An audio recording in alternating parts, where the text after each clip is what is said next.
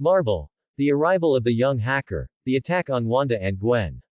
Chapter 41. Then, Jomo's gaze swept the surroundings. Who could it be? It was already late at night. After scanning the area, he saw no one besides Wanda. Jomo walked over, looked up and smiled. Hi, I'm the new arrival. Wanda pointed at the bag in Jomo's hand, puzzled. I know, they told me. Is that your luggage? Jomo glanced down, grinning wider. Yep, these are all the magical tools I bought. They won't boost your luck, he added, producing a few items, but the shopkeeper said they drive out demons, should come in handy. Wanda's expression turned odd. Exorcism. Why bring exorcism tools? Spotting something in the bag, she quickly warned, Mr. Key, mistake, something that isn't a magical tool just fell in. Oh, this. Jomo waved it off. It's correct, it's also a magical tool. Same function. He drew a brand new fruit knife. Moonlight flashed along its blade, lighting up his eyes.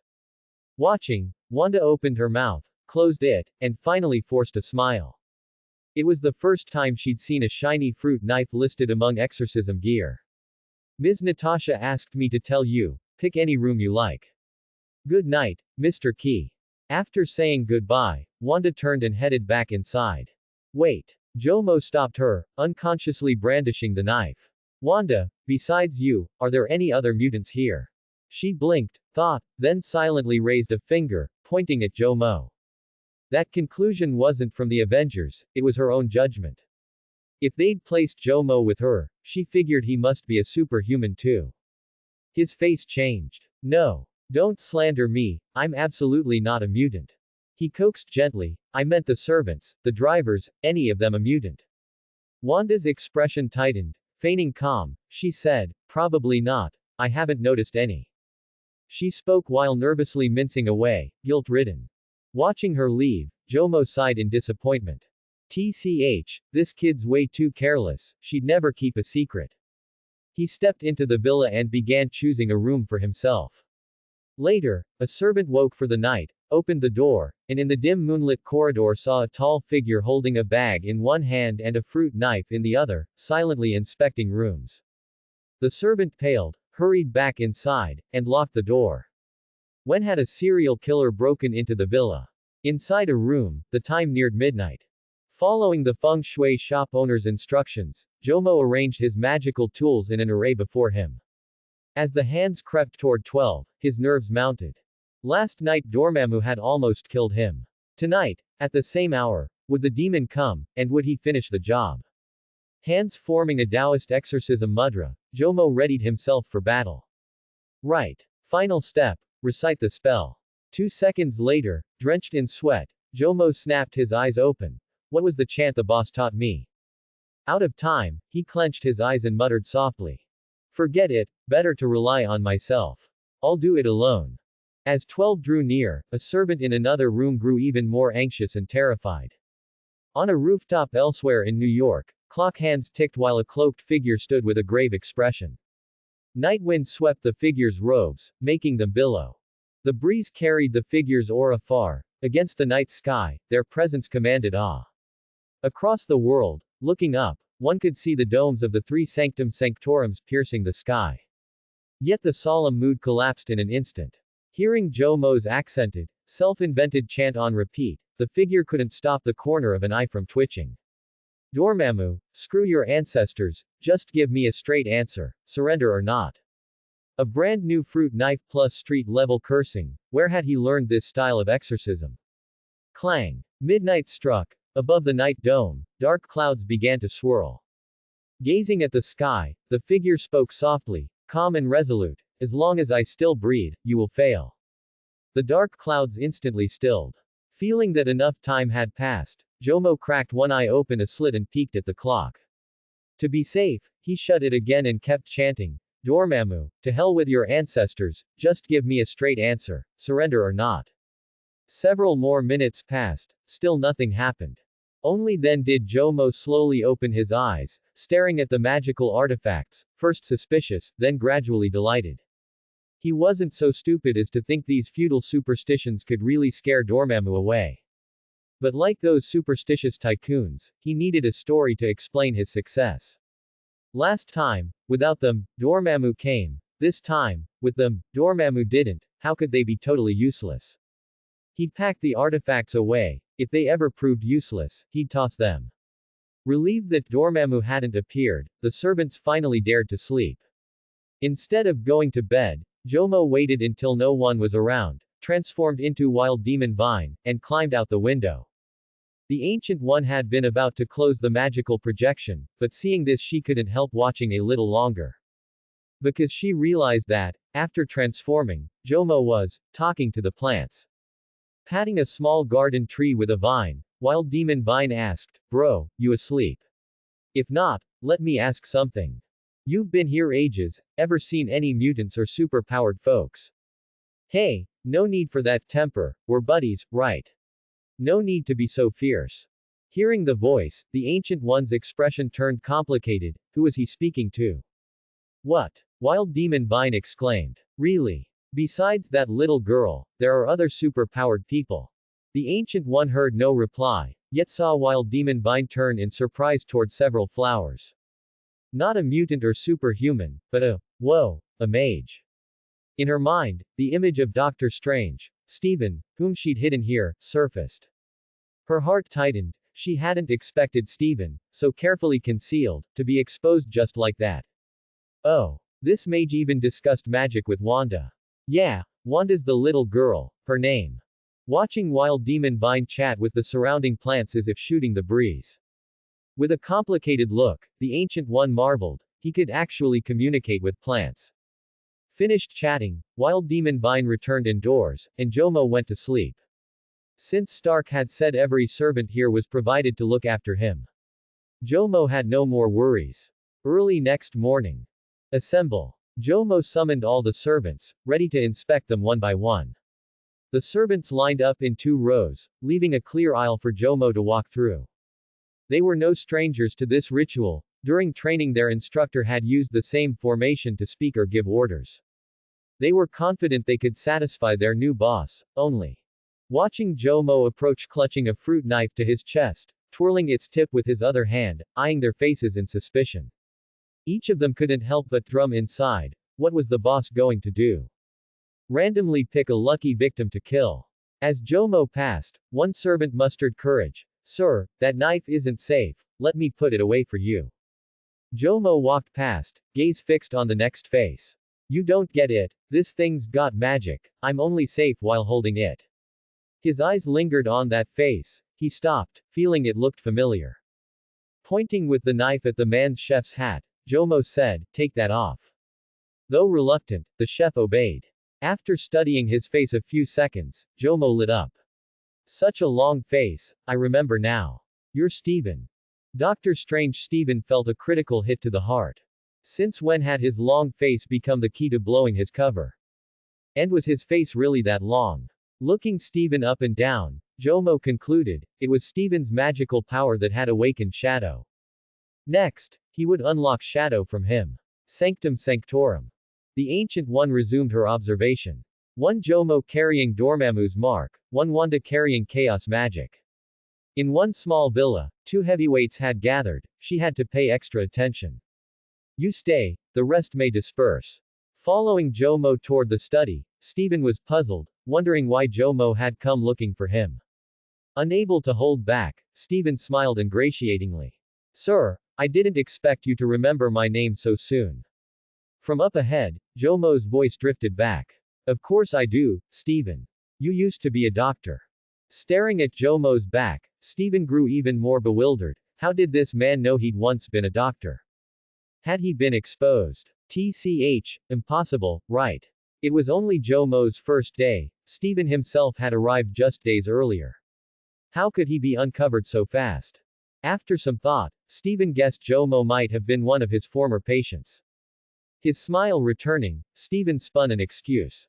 "Yes, but I had a car accident. Though I recovered, my hands can't perform surgery anymore." As he spoke, Stephen looked at his hands with heartache. "You know, sir, a doctor's hands are everything. So to make a living, I had to change jobs." Jomo offered no reply. Entering the study, he sat in the master chair behind the desk and studied Stephen up and down. In this moment Jomo felt the scene would be perfect with a cat in his lap, petting it while snarling, "You won't even let me call you Doctor Strange." But there was no cat, so he made do with a fruit knife, flicking its blade back and forth between his fingers. Eyes lowered on the knife, Jomo's lips curled in a smile. Stephen inwardly gasped, why did this guy feel like a mafia boss? Sanctum sanctorum. Seeing the two begin to talk, Ancient One decided Stephen needed a briefing. Inside the study, Jomo maintained his act. My animal friend. Stephen blinked, attention caught by the phrase. Your animal friend. After that, Jomo fell silent, leaving Stephen utterly lost. What about his animal friend? Ahem. After 2 seconds of quiet, Jomo gave an embarrassed cough and corrected himself. My plant friend told me you're a super-powered individual. Plant friend. Stephen couldn't hold back a snort, nearly laughing out loud. Come on, seriously. Setting aside that every plant in the villa was ornamental, when could plants ever talk? Imagining foliage mimicking humans, flailing tender branches and clumsily speaking, Stephen couldn't stop grinning. If you really can chat with plants, then my superpower lets me eat that fruit knife in your hand. He laughed even harder. At the same moment, Ancient One's warning rang in Stephen's ears. He can communicate with plants. Be careful, Stephen, your identity is exposed. Instantly, Stephen's smile froze on his face. He couldn't fathom how anyone's ability could be talking to plants. Seeing Stephen's reaction, Jomo guessed Ancient One had passed him a message. That old nun knows everything. Offering the fruit knife, Jomo winked. Raw or deep fried? I recommend breaded and fried. The kid next door would cry for a taste. Stephen gave a dry chuckle, saying nothing, and quietly stepped back. As the standoff thickened, Wanda walked in. Mr. Key, did you call him here for something urgent? Jomo grunted, retracting the knife and toying with it again. The guy's a mage, but he refuses to admit it. He shot a meaningful glance at the ceiling. Stephen was immensely grateful for Wanda's entrance, otherwise he'd have had no way out. Breaded and fried fruit knife, what kid would want that? Wanda eyed Stephen, full of suspicion. Frankly, she and Stephen barely knew each other. Yesterday, before Jomo arrived, while she'd been experimenting with her magic, Stephen had enthusiastically offered a few pointers. Because of that, Wanda chose not to sell him out, though her poor lying skills were spotted by Jomo at once. Now Wanda was puzzled too. She looked at Jomo. So you want him to admit he's a mage? Stephen likewise glanced over, wary and curious about Jomo's aim. Under their stares, Jomo's mind raced for an excuse. For Guiying's sake I have to keep playing the fool. Crap, I'm terrible at this. Whatever, here goes. No. Under their combined gaze, Jomo sprang up, brandishing the knife at Stephen. I challenge you to a duel. The room fell silent. Stephen. Wanda. Her mouth opened and closed. Wanda still couldn't help herself and asked cautiously, Mr. Key, what is your superpower, then? Jomo planted his hands on his hips, chin high. I don't have one. He shot Stephen a sidelong glare and snorted. Ha, naturally, I don't need a superpower to beat him. The remark made Stephen laugh again. The only reason Jomo attracted attention was the mark Dormammu had branded on him, nothing more. Stephen was a practiced mage of several years, his strength hardly ordinary. Never mind Jomo claiming he had no superpower, even if he did, Stephen was confident the man couldn't match him. Hearing this, worry clouded Wanda's small face and she hurried to stop him. Mr. Key, if you really don't have a superpower, please don't do this. The gap between an ordinary person and a mage is enormous. Jomo waved her off, confidence intact. That's other people. To me, mages are no different from dirt chickens and clay dogs. Wanda sounded a little aggrieved. Mr. Key, no need for a map-wide cannon, right? His identity exposed, Stephen saw no point in further pretense. Jomo's taunt had already stoked his fighting spirit. He studied Jomo in silence for a few seconds, seeing that the Ancient One did not intervene, Stephen readily agreed. Fine. I'd love to demonstrate my magical ability. Miss Wanda, watch closely, Stephen said, looking earnestly at her. If you think I'm strong enough and are willing, I can take you to study at the Magic Academy, your potential is greater than you imagine. That was Stephen's true covert objective, He believed his teacher, the sorcerer Ancient One, would be far more interested in a bearer of chaos magic. Sanctum Sanctorum. Observing everything, the Ancient One did not believe a single word Jomo had said. Forget the rest. Last night she had personally watched Jomo transform into a wild demon vine. How could he claim to have no superpower?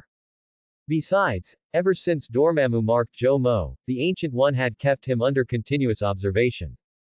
She had witnessed two terrifying things. First, before the mark was placed, Jomo's entire life experience was invisible to her, even using the time stone proved utterly useless. Second, within a mere 2 days she had seen him evolve one fearsome ability after another. She allowed this fight to proceed partly to test Steven's strength and partly to learn more about Jomo. The might of the mage Steven far surpassed that of any mutant villain. Jomo wasn't worried about the Ancient One discovering anything. She possessed the time stone and could, if she wished, view anything at any time in this world. And as for Steven, whatever the Ancient One knew, he would soon know as well. The real problem was Wanda. She had seen quite a few of Jomo's forms, to avoid exposing his identity here. He truly had no intention of transforming. He gripped his knife, rose, and stepped around the table, aggressive. I shall strike in the form of an ordinary man. At this 18-year-old chuny declaration, Steven merely chuckled. Hey! Meeting Jomo's gaze, Steven readied himself for battle. At the same time he reminded Wanda to pay attention to her own magical control. Using me as an enrollment ad, huh?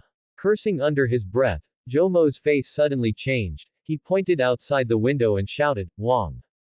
Instinctively, Steven turned his head. Seizing the chance, Jomo aimed for Steven's kidney and, with a yell, rammed the pommel of his knife hard. Critical hit. A muffled groan escaped Steven, his face went pale from pain and he dropped to his knees, clutching his flank. A trembling finger lifted in agony as Steven weakly accused, You freaking ambushed me. Looking down at the knife, Jomo sneered. Battle is won with brains. Combat experience plus 1.7%. Only one ghostly toe lit up on the shadowy figure. Jomo scratched his head in dismay. Huh, why wasn't that a crit? Steven's eyes bulged. What the heck did that count as if not a crit? Just what do you plan to do to me, kid? Chanting a healing spell under his breath, Steven's body began to rise into the air. Seeing this, anticipation glimmered in the Ancient One's eyes as she watched Jomo. Steven has used magical power, you should use yours as well. Otherwise, you stand absolutely no chance of beating him. The magic lifts his body into the air, and Steven's momentum surges, his gestures already hinting at the silhouette of the Sorcerer Supreme. Steven calmly reminds, Mr. Key, use your plant ability. Plant ability. Wanda looks puzzled at Jomo, and the image of Wild Demon Vine instantly pops into her mind. What are you saying? I don't understand, Jomo says, standing on one leg like a golden rooster, quickly taking off his shoes. Steven smiles. I already know, your ability lets you communicate with plants. I see. Steven turns toward the window, speaking softly. Under the morning light, the courtyard's flora looks peaceful. You can also command them to attack, right? I can't hear you. Take this. Seizing the chance, Jomo hurls his shoe with great force. The shoe flies to Steven's front, halted mid-air by magical power.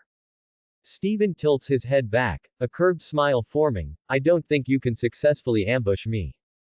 Jomo hurriedly wraps his coat over his head. Wanda, close your eyes quickly.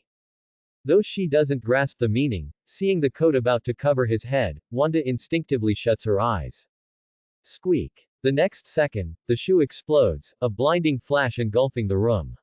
Steven winces in pain, his hand reflexively shielding his face, tears streaming from his tightly shut eyes. A mask of agony on his face, Steven tries to open his eyes, but the soreness forces him to keep them shut. Repeating the motion, Steven is firmly restrained.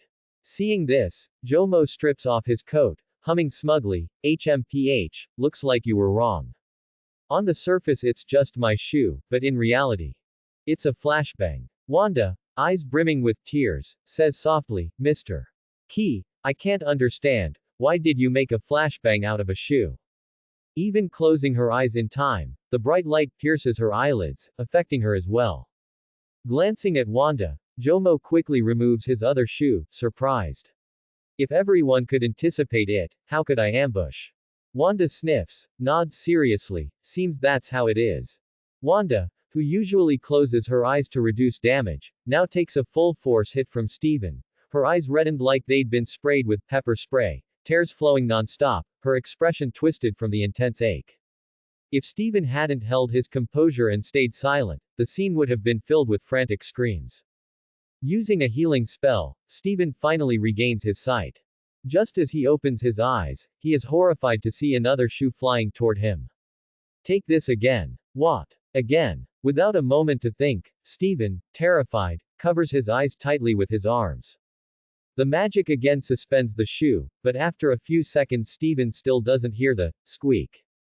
What trick is he pulling this time? Suspicious, Steven slowly moves his arms away. Where's the person? Steven's eyes widen, but the space in front of him is empty. From outside the door, Jomo's victorious shout fades away. You thought it was a flashbang, but it's just an ordinary shoe. Surprised. Wahahaha. The voice reaches his ears, making Steven clench his teeth in shame. Dark lines appear on his forehead one by one. Shameless. Steven howls to the heavens in his heart. Shameless. Holding Wanda's hand, Jomo rushes down the stairs. At this moment, Wanda can't help but admire Jomo's, well, thick skin. But Mr. Key, what does running together mean? Wanda asks, puzzled. It's the classic hero saving beauty trope. Jomo says, his face unmoved, thinking how soft Wanda's little hand feels. Hero saving beauty. Wanda looks bewildered, as if no one were trying to hurt her. Sanctum Sanctorum. Ancient One watches in silent bewilderment, unsure what to say. She exhales, smiles lightly, and shakes her head. Aren't you going to use your transformation ability?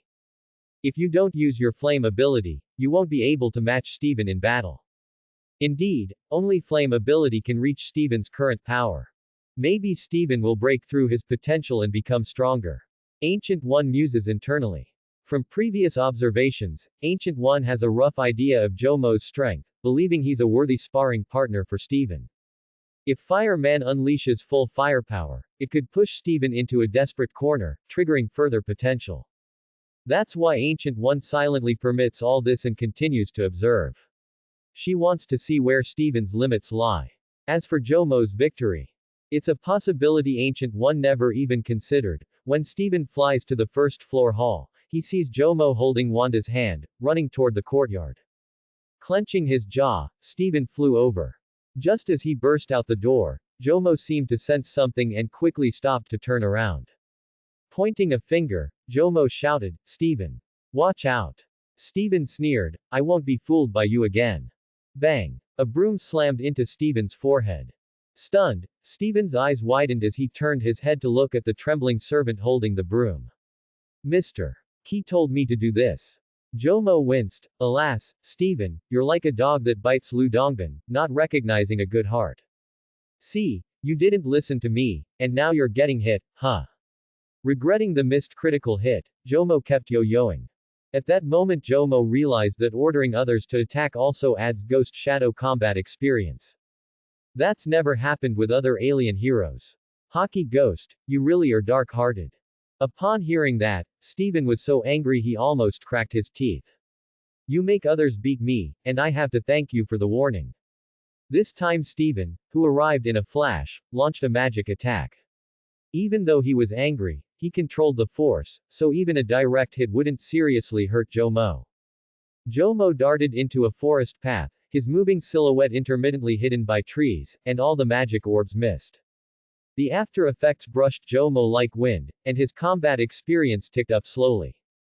Unable to do more, Steven lowered his altitude, slipped into the path, and fired magic at Jomo's back. Steven showed no outward reaction, but his clenched jaw never relaxed. What's with all this running? The duel was your idea, after all. Come on. A true 1v1 man vs man battle. Wanda, who came with Jomo, was equally helpless. Even now Jomo shows no sign of stopping. Sensing a magic orb coming from behind and seeing Jomo's lack of reaction, Wanda had to use her own magic to defend. Combat experience plus 3.7%. Combat experience plus 0.7%. Combat experience plus 21%. Jomo's face lit up. He finally got a critical hit. Now the main combatant, Wanda, still glanced at Jomo now and then, hesitated 2 seconds, then said, Mr. Key, why don't you just concede? Magic power is different from ordinary superpowers, it's extremely strong. If this keeps going, you'll get hurt. It was Wanda's sincere warning, she's also a mage and understands this. Ha! Magic power, nothing surprising. That's also what he thinks. After speaking, Jomo quickened his pace, ran faster, and shouted, Steven, you fool brat, how can you fly so fast without a cape? Even as Jomo ran faster, it was clear that Steven's flight was rapidly closing the distance between them. Sanctum Sanctorum. Ancient One was at a loss for words. She also noticed that Jomo seemed determined to keep running. Ancient One didn't quite understand this. Why not use the fire ability? Fire Man can also fly fast. The inner doubt condensed into a single question. Why hasn't he transformed yet? Steven could have intercepted Jomo but didn't, instead he slowed down. Finally getting a chance, Steven fired back with a verbal jab, if you're a man, stop running. Ha! Jomo sneered, if you're a man, stop chasing. His resentment kept rising, and Steven's speed surged uncontrollably. Jomo turned his head, laughed, ha ha ha, you're not a man. Steven. Furious, Steven waved his hand, a small orb exploded the ground in front of Jomo, blocked him, then Steven flew to Jomo's exact front to halt him. Steven's palms glowed with a magic array, attack. I'll show you real magic power. Jomo intended to turn and run, but when the ghost shadow silhouette lit up, he changed his mind. Nice, another critical hit. You're not a man, but I am. Letting go of Wanda's hand, Jomo stepped forward, his aura shifting as if he'd become another person, and laughed, now I'll show you how laughable your magic power is. Laughable. Steven snarled, those two words can't go together. Sanctum Sanctorum. Ancient One's eyes flared, her intuition told her Jomo was finally about to transform. The only one who could match Steven, the Fire Man, is about to appear. In the next instant, Ancient One's expression froze. She saw Jomo indeed transform, but not into Fire Man, instead into a mass of ghost shadow. The expectation turned into confusion. Ancient One wondered, what use does this ability have? How should she counter Steven's magic? Although he said that, seeing Jomo's aura clearly change, Steven still became serious. Seeing Jomo transform into a ghost shadow on the ground, Steven thought about his battle plan while launching a verbal attack. Is this your ability? It seems your plant friends are very kind, willing to be friends with someone who looks like this. The ghost shadow, about the same height as herself, floated in front of her, and Wanda's eyes clearly showed disappointment after seeing it. It seems he isn't the wild demon vine that could immunity her control. Apparently, both of them took the ghost shadow as Jomo's ability to control plants. Jomo protested, personal attacks are not good. You're even attacking the ghost shadow. What about me, who's uglier? Inside the Sanctum Sanctorum, Ancient One quietly watched the ghost shadow.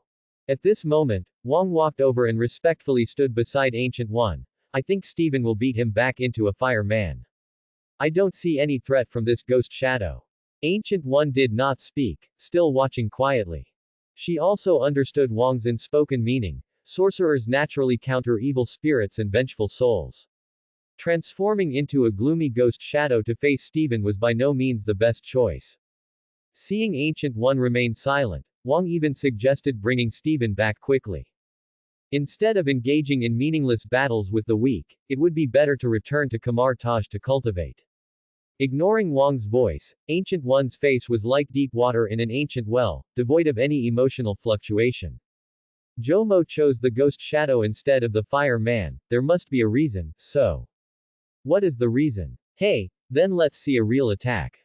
Magic circles lit up on his palms, aimed at the ghost shadow, and Steven shot 2 more fist-sized magic orbs. The 2 magic orbs converged in the air, transforming into a golden magic orb the size of a basketball. Since Jomo had already used his ability, Steven could also slightly increase his combat power. After launching the attack, Steven quickly glanced at the nearby trees, afraid that Jomo would control them to launch another sneak attack on him. At the same moment, he saw the ghost shadow still floating in place, motionless, quietly watching Steven. Under the shade of the trees, he looked even more ominous. Wang smiled and folded his arms. Just as I thought, it seems it's about to end. Steven's attack wasn't some incredibly powerful killing move, but the ghost shadow just stood there foolishly, not even trying to dodge. So, taking this blow head on, the damage would definitely not be light. Did he not react in time? As Wang thought this, he clearly saw the magic orb pass through the ghost shadow's body, then explode upon hitting the ground. Huh! Instantly, his folded arms dropped, Wang's face trembled, and his smile vanished. It passed through. Steven heard the explosion of the magic orb and quickly withdrew his gaze. In a glance, he saw the ghost shadow still floating in place, perfectly safe. And a small hole was blasted in the ground behind the ghost shadow. Steven was startled, missed. Knowing there was no time to think during battle, Steven, without question, shot another golden magic orb. To be safe, he added another shot. This time, he only paid a little attention to his surroundings, focusing most of his energy on the ghost shadow. Steven then saw that the ghost shadow seemed to not exist. The two magic orbs, precisely aimed, clearly hit the ghost shadow, but passed directly through his body and landed on the ground. His brows instantly furrowed, Steven's face filled with bewilderment. It clearly hit. What's going on? Wanda, who had retreated to a safe spot, also had a look of surprise in her eyes. She also clearly saw the ghost shadow get hit. But why was it unharmed? Jomo's voice drifted over. The first time you didn't see clearly, I can count that as nothing. Now, you have 2 more chances. After 2 chances, it's my turn to counterattack. Don't say I bullied you then. Jomo's voice was calm, even carrying a lazy indifference. But when the voice reached Steven's ears, all he felt was mockery. And extreme mockery. He meant that he would stand still and let himself hit him 3 times. He believed the gap between himself and him was so great that he needed to let him hit him 3 times to make up for it. Steven's eyebrows almost flew off in anger. Who are you looking down on? You were the one who ran away just now. Letting out a low growl of obvious anger, Steven's arms vibrated, and the magic circles on his palms instantly expanded by more than double. Then he raised his hands and brought them down sharply. Sizzle. A golden magic ray, as thick as a car, descended from above, completely engulfing the ghost shadow. The magic energy of the ray was so abundant that it spread out like a tide upon hitting the ground. Steven clearly had no intention of stopping, continuing to maintain the output of magic energy. In the blink of an eye, the golden magic energy on the small path had risen to calf height. At a glance, the area was filled with golden energy. Fortunately, Wanda had already ascended into the air and was not affected. The output lasted for about 10 seconds, and only then did Steven stop, satisfied. Unlike the beginner magic attacks from before, this time Steven skipped the basic level and used intermediate magic attacks. Steven was full of confidence in this. Others needed more than 10 or even decades, but he had mastered intermediate magic after only a few years of cultivation. It was perfectly suited to deal with the ghost shadow. With a smirk, Steven cast a victorious gaze. Now, he should be crying and begging me for mercy, right? But, when the golden light faded and the ghost shadow reappeared in sight, Steven's smile instantly froze. The ghost shadow extended a hand, and although it had no mouth, it still struck a pose as if covering its mouth to yawn. Raising its other hand to look at a non-existent watch, the ghost shadow slowly said, "Time's almost up, you have 1 more chance." Still unharmed. His hair stood on end, Steven's eyes widened, and his facial features almost twisted into a knot. He couldn't understand why. He clearly hit him. Why was this guy still perfectly fine? Feeling a cold wind assault him from behind, Wang also froze, his face turning pale. If the previous 2 attacks missed, one could say it was a visual misalignment, not clearly seen. But this time, Steven's attack completely filled the area where Jomo was. How could it have missed? Goosebumps covered him, and Wang shivered violently. He suddenly realized that the problem now shouldn't be whether it hit or not. With a saturation attack, magic energy overflowed, so it definitely hit. The problem should be, why did it hit? But the ghost shadow was completely unharmed, as if nothing happened. Could it be? His brain suddenly trembled, he swallowed hard, and a thought that made him shiver just by thinking about it popped into Wang's mind.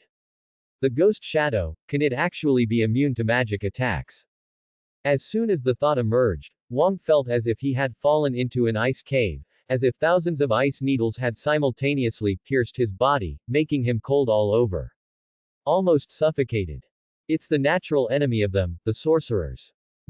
How can there be such a terrifying ability? Thinking about it, Wang still felt it was unlikely. How could such a perverse ability exist in the world? Coming back to his senses, he quickly glanced at Ancient One, and seeing that the sorcerer's face still showed no emotional fluctuations, Wang felt comforted and dismissed the idea. Yes, if there really was such a perverse ability, why wouldn't the sorcerer react? So if that's the case, why is this happening? Is it an illusion? Stephen gritted his teeth and let out a cold snort, his body ascending again from his original position. Hearing this, Wang's eyes instantly lit up. That's right. How could he have forgotten this? An illusion. This isn't the ghost shadow's true form. Of course it's fine no matter how you hit it, because the true form isn't even here. Stephen's aura, after ascending again, vaguely showed signs of going berserk. Forming hand seals and chanting a spell, Stephen's body began to replicate. Wang was inevitably shocked after seeing this. Because this wasn't the advanced magic he expected, but the special magic, clone jutsu. Stephen could already use special magic. It was clear that Stephen was struggling to use it, but the clones were successfully released. In just a few seconds, there were hundreds of Stephens in the sky. Exhaling the stale air from his lungs, Wang straightened his back with admiration, and a spark of hope ignited in his eyes. It looks like Stephen is going to draw out the ghost shadow's true form. This aligns with our sorcerer's style. Confirming Wang's guess, hundreds of Stephens simultaneously threw magic ropes downwards, aiming at places they deemed suspicious. Of course, the main focus was still on the only visible ghost shadow. More than a dozen magic ropes hit, almost covering the ghost shadow's body. Automatically skipping this spot, Wang quickly turned his head back and forth, diligently searching for traces of the ghost shadow's true form in the magic projection. While searching, Wang also softly repeated, "Where are you? Where are you? Where are you?" It concerned his good friend, so Wang's search was very focused. However, in an instant, his focus was shattered by a cold remark from Ancient One. It's not an illusion, his true form has been here all along. Hearing this, Wang instantly felt as if his soul had been snatched away, his body going numb and frozen. No, it's not an illusion. The amount of information conveyed by a single sentence was too great, leaving Wang stunned for several seconds without reacting. A chill ran down his neck, his scalp tingled, and at a visible pace, Wang slowly widened his eyes. As his eyes opened to their widest, Wang looked on in horror, letting out a scream. It's not an illusion. He was visibly trembling all over from fear. If it's not an illusion, then it means, it's real. The ghost shadow can really, truly, immunity magic attacks. His heart skipped a beat, and it was then that Wang noticed, at some point, a subtle, almost imperceptible expression had appeared between Ancient One's brows. Gravity. After seeing it, Wang immediately became listless, once again staring blankly. Sorcerer, what's with that expression? The 3-move limit is up. I'm coming.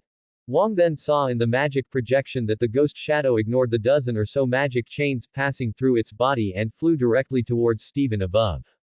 The silhouette of the ghost in his pupils loomed larger and larger. Stephen was so terrified he froze, every nerve in his body going numb. At this moment only one thought remained in his mind. Why? His spell had clearly struck, yet it had done absolutely nothing.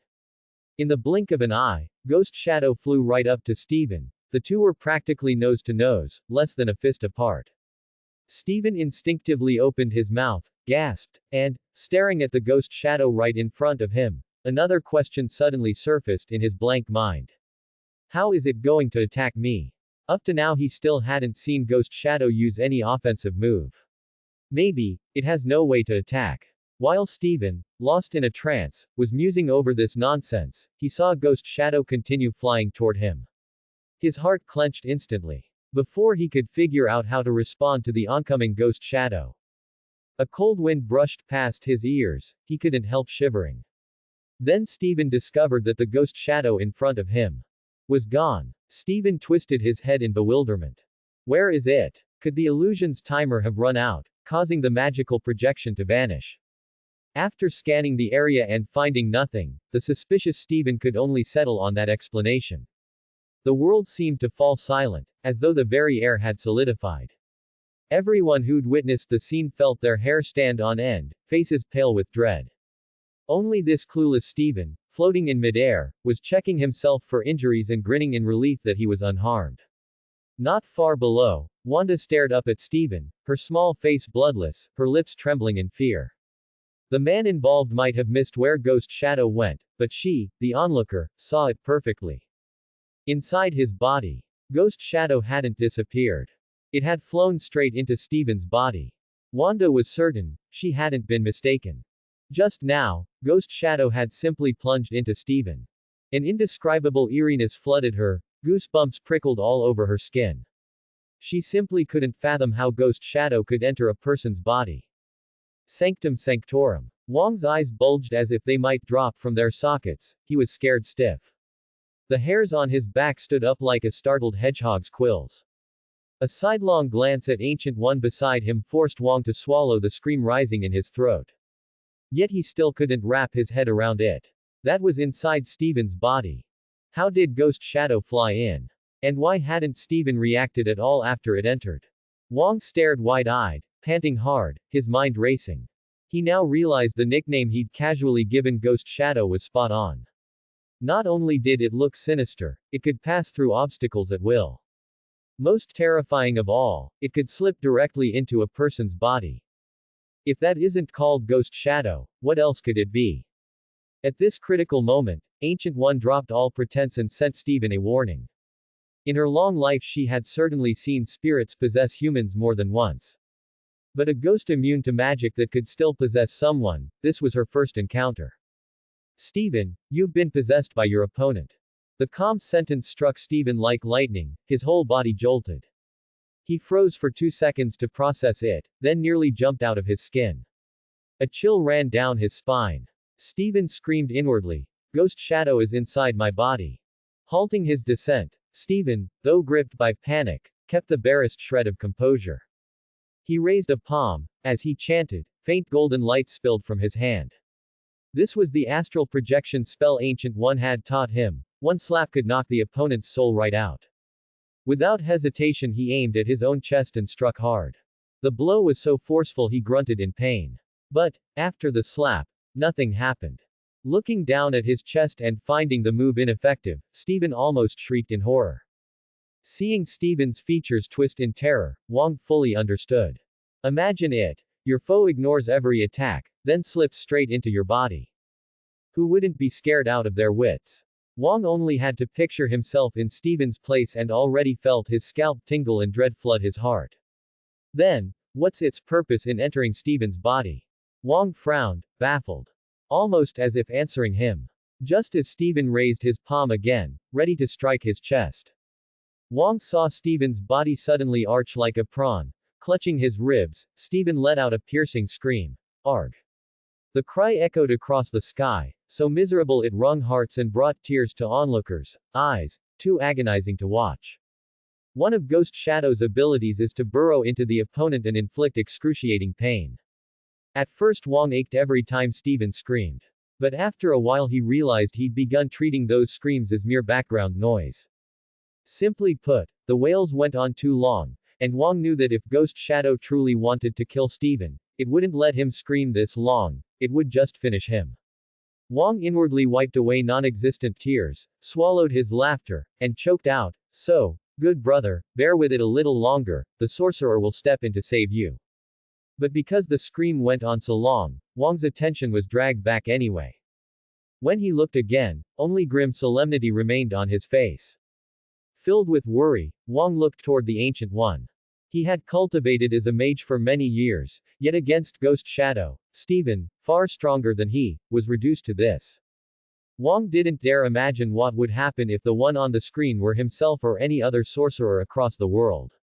Setting aside possession, Ghost Shadow's ability to phase through magic and ignore damage alone meant beating the mages was like a father spanking his son, total domination. If it were him, Wang wouldn't even know what to do. No power to fight back whatsoever. Literally not the tiniest bit of harm could be inflicted. Wang even felt that, before Ghost Shadow, their entire magical world had dimmed. Under Wang's gaze, the Ancient One remained as impassive as ever. After several seconds it was still the same, helpless. Wang looked away. Yet that calm quietly lent Wang a bit more confidence. Right, the leader of their order wasn't panicking, so why should he? With that thought, Wang's spirits lifted and he returned to his earlier state. He hadn't forgotten. The Ancient One's greatest reliance wasn't magic, but the Time Stone. With a gem that commanded time, Wang believed the Ancient One feared no one, including the Ghost Shadow on the screen. In truth, the Ancient One's heart was nowhere near as calm as Wang assumed. From the very start she had witnessed everything. Strictly speaking, she felt Jomo had launched only this single attack. Stephen had undeniably lost, and in such a stifling fashion. The Ancient One had never imagined Stephen could be defeated. Had Fire Man won after a fierce battle, she could have accepted it, unexpected though that would be. But Ghost Shadow, his crushing Stephen so effortlessly, was completely outside her expectations. A newly unlocked ability. The moment it appeared, it steamrolled the magical prodigy Stephen. She slowly furrowed her brow. A moment later, the Ancient One turned and walked away. From now on, keep a close eye on the one named Jomo. Wang started, then nodded hastily. Of course, he bears Dormammu's mark. It has nothing to do with Dormammu. Recalling how terrifying Dormammu was, Wang froze again. Focus on Jomo himself. A flash of insight struck. Wang's frame shook. Did that mean they would watch Jomo not because of Dormammu, but because of Jomo alone? What was the reason? Wang thought of Jomo's abilities. Last night Wild Demon Vine, today Ghost Shadow, then tomorrow. His breath caught, his eyes widened in shock. Was it Jomo's power to evolve that had drawn the Ancient One's attention? Eyes wide for a long while, Wang finally understood her meaning. Right now Ghost Shadow could pin the future Sorcerer Supreme Stephen to the floor and pummel him. Who knew, one day he might pop out an ability capable of defeating the Ancient One herself. The thought scared Wang, though memories of the Time Stone brought comfort. Then he found the notion a bit absurd.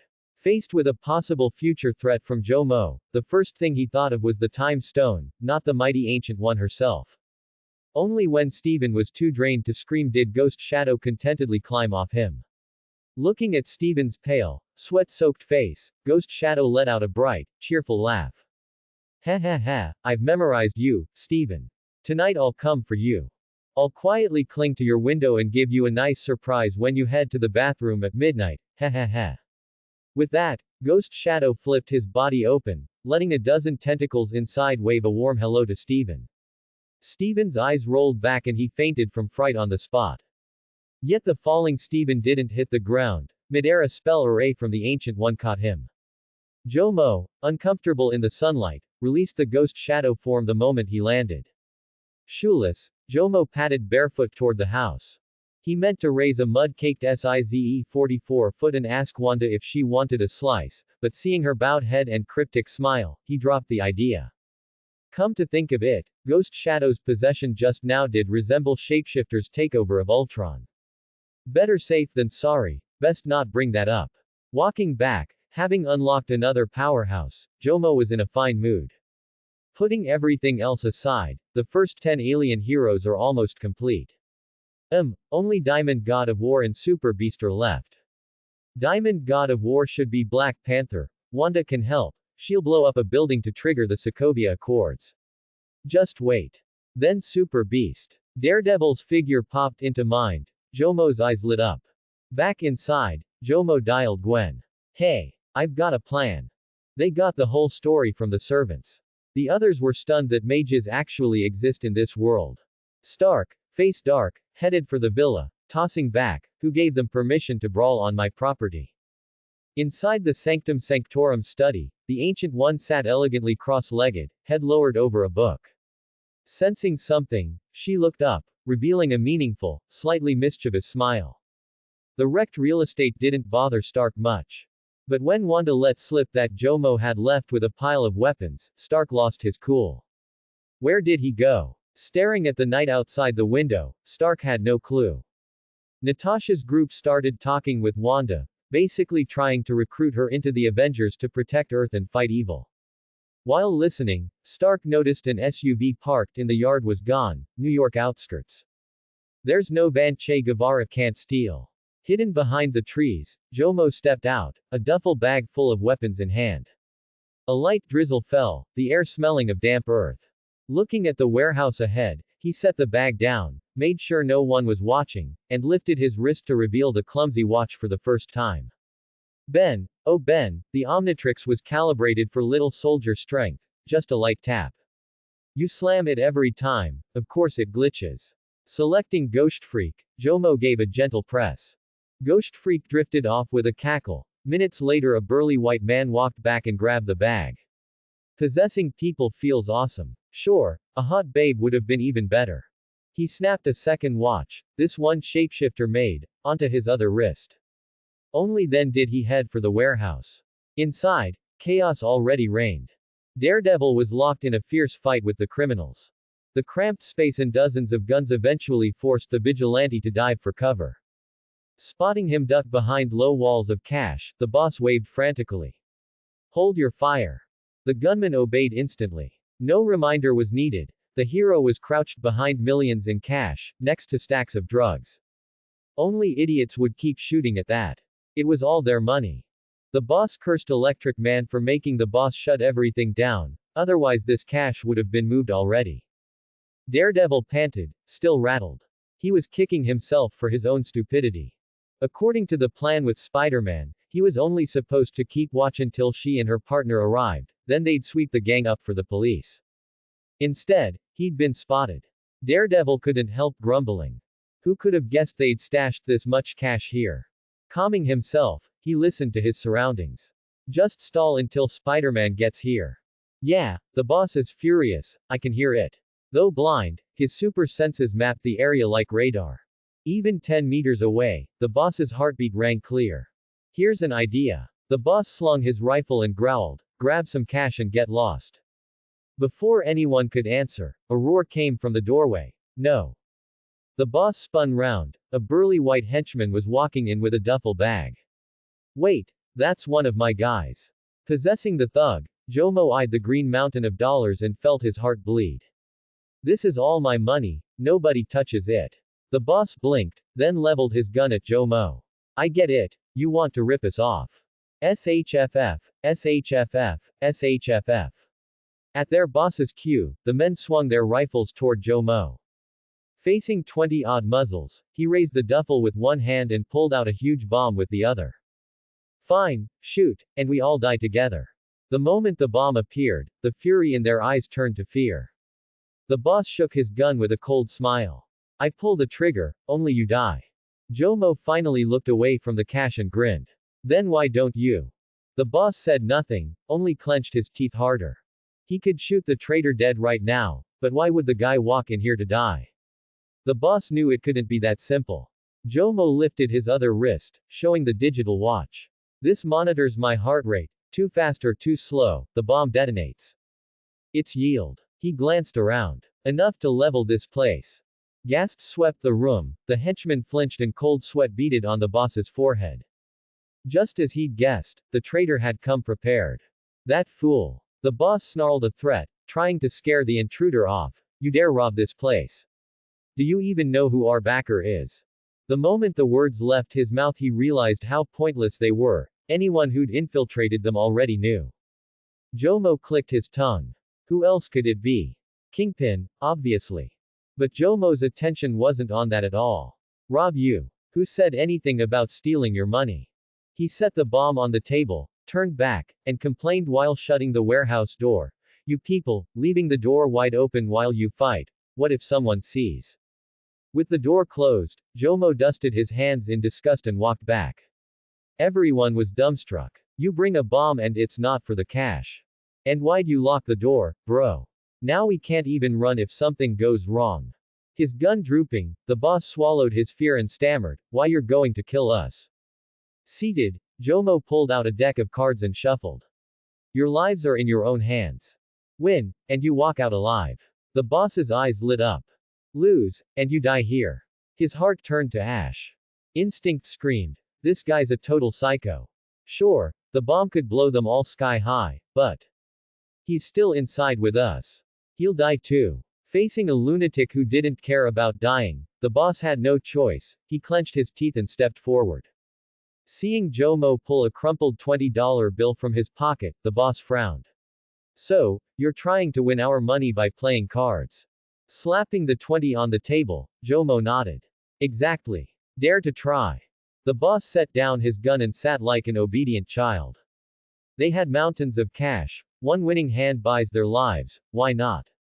Of course, the boss knew it wouldn't be that simple. Even if he won, the psycho might not let them walk. But he had no alternative. Besides the boss, Jomo picked out another thug who looked especially dim-witted.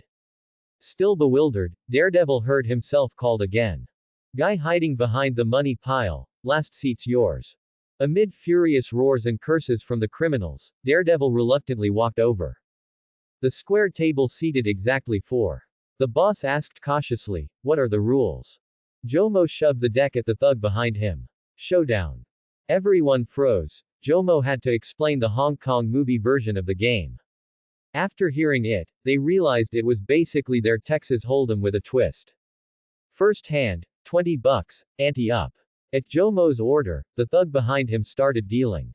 While Daredevil stood awkwardly, the boss irritably fronted his 20 for him. What a pair of star-crossed lovers, Jomo mused, behold. He flipped his cards. 2 could be ignored, but the 3 threes leapt off the felt. The boss sighed. A solid hand, losing the first round gave their captor another cushion. Their lives on the line, the criminals looked as if their parents had just died. After one thug whispered his cards, Daredevil quietly folded. "Ha ha ha." Jomo burst out laughing. "Is there anything sweeter than making money?" Leaning forward to rake in the pot, Jomo froze as the dim-witted thug suddenly raised a scarlet face. Wait. I've got 3 fours. He flipped his whole cards, 3 fours, beating Jomo by a hair. The criminals erupted in cheers. "We won. We live." Jomo turned to stone. He had, undeniably, lost. Not only did the 60 in the pot fly away, his own 20 was gone too. 20 whole dollars. At that thought, Jomo suddenly saw no point in living. My money. Fine. No money, no life. Beep beep beep. His watch screamed as his heart rate spiked. Instant silence fell. Wait a sec. The dim thug bawled, slamming his cards face down. I take it back, I fold. Jomo beamed, scooping the cash happily. See, making money is the greatest joy. Especially when it's by your own hard work. Daredevil. Boss. The criminals. Hard work, or you freaking kidding us? Beaming, Jomo shoved 120 forward. Next hand, 120. The boss and the dim thug obediently paid up. Daredevil stood awkwardly empty-handed again.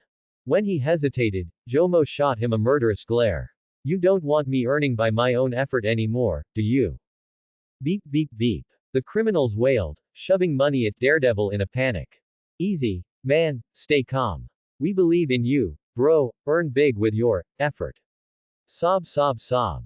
Listening to this praise of Jomo's effort, Daredevil felt his heart twist in pain. At the same time it granted Jomo a 5% combat experience boost. Using both hands, Jomo gleefully raked the money spread across the table toward himself. Ha ha ha, I win again. What's wrong with everyone? Is your luck bad today?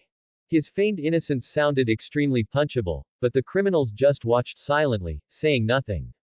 Initially, they were terrified, but now they were gradually adapting. As long as the bomb didn't explode, they felt everything was manageable. Daredevil, however, whose focus wasn't on the bomb, continuously dedicated energy to monitoring Jomo's heart rate. Feeling the heart rate that synchronized with the laughter, Daredevil could tell that this guy was genuinely happy about winning the money. But it was precisely this realization that made Daredevil feel inexplicably disappointed.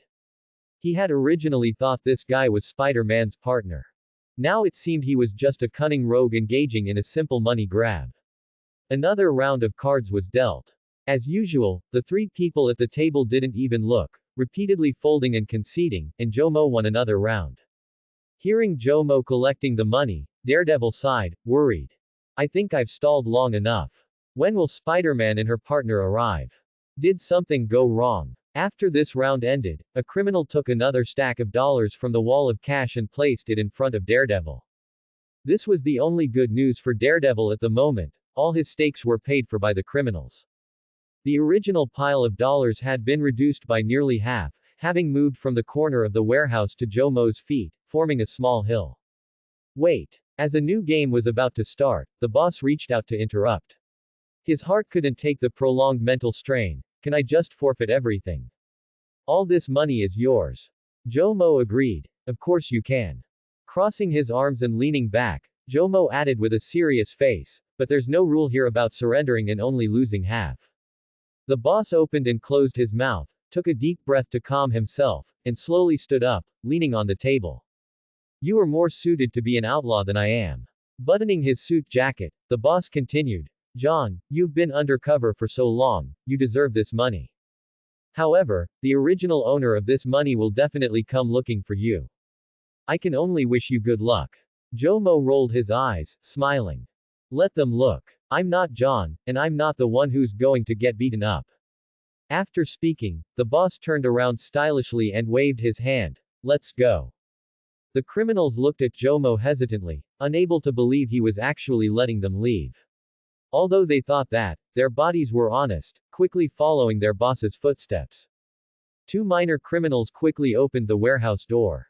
Watching the backs of dozens of people leaving, Jomo sniffled and waved reluctantly. Brothers, come play at my place again sometime. Many people immediately stopped, their fists clenched tightly inside their pockets. Your place. This is our fool territory. And, who the hell would want to play with you again? Their steps paused for just a moment, but they didn't dare react, speeding up their departure. Hearing the sound of a chair moving nearby, Jomo gently took off his watch and said, You can't leave. Daredevil sat back down, reconsidering the possibility that the other party was Spider-Man's partner. Jomo suddenly stood up and shouted excitedly, Hey! Brothers! The criminals subconsciously stopped and turned their heads. At that moment, Jomo forcefully tossed the watch over. Catching it instinctively, the watch landed perfectly in the hand of a criminal at the end of the line. They looked at the watch, then at the large bomb on the table. The criminals were first overjoyed. He actually threw the key to detonate the bomb to their group. Immediately afterward, years of experience in the underground told them that this was definitely not simple. Being a smart man, the boss saw it, turned around, and bolted. Just as he turned around, boom! The watch exploded, and a heatwave and fierce flames erupted, engulfing the group of people. The good news was that the bomb's range wasn't enough to flatten the surroundings. The bad news was that it was powerful enough to kill dozens of them. Jomo put his hands on his hips and let out a cold snort as he sat down to count the money, smiling. These guys didn't actually think I'd be stupid enough to let them leave, only for them to grab automatic rifles and start shooting me from a distance, right? On the surface, forget it. Actually, the watch was the bomb. Hearing this, Daredevil hesitated for a few seconds before tentatively asking, Do you know Spider-Man? No. Jomo, counting the money, answered with unusual directness. Closing his mouth, Daredevil smiled. A normal person, upon hearing that question, would surely be surprised and ask why the other person thought so. Of course, some boastful people might brag that they definitely knew him, blah blah blah. But to refuse so bluntly, especially coming from a criminal, combined with that smooth heart rate line, Daredevil was absolutely certain he had a connection to Spider-Man. Daredevil smiled and reminded him, a person's mouth can lie, but their heart cannot. Jomo stopped moving instantly and looked over with displeasure. This guy was actually eavesdropping on his heart rate. Interpreting Jomo's displeasure as caution, Daredevil quickly said, Trust me, it's just the two of us left here. I am someone you can rely on. In Daredevil's view, Jomo's behavior was completely normal. There were too many people earlier, and as an undercover agent, he really shouldn't have had much contact with him. Even letting him play cards was dangerous. Now that only the two of them remained, they could naturally be frank with each other. There was so much stolen money and drugs here, plus the boss who had escaped. These were all issues they needed to resolve together. Jomo thought for a moment and nodded. You're right, there were too many people outside earlier. For some reason, this tone gave Daredevil the feeling that the other party was about to sincerely apologize to him. Subconsciously, Daredevil wanted to tell him not to bother, but the moment he opened his mouth, he froze. Now, we will determine who is superior, and who lives or dies. Daredevil's heart immediately tightened. Was he trying to fight him to the death? What exactly was his identity? Anxious, Daredevil checked Jomo's heart rate again, trying to gain more information. If his judgment was wrong, then it would be terrible. Jomo didn't attack, but instead asked with a serious expression, Daredevil, do you know what dang dang dang dang dang dang is? Daredevil, focused entirely on Jomo's heart rate, was stunned. What dang dang dang? Jomo's heart rate was still a smooth, flat line, he hadn't heard any useful information. Jomo chanted rhythmically, dang dang dang dang dang tilde. That is. Completely ignoring the strange humming, Daredevil realized the heart rate of the guy next to him suddenly shot up maniacally.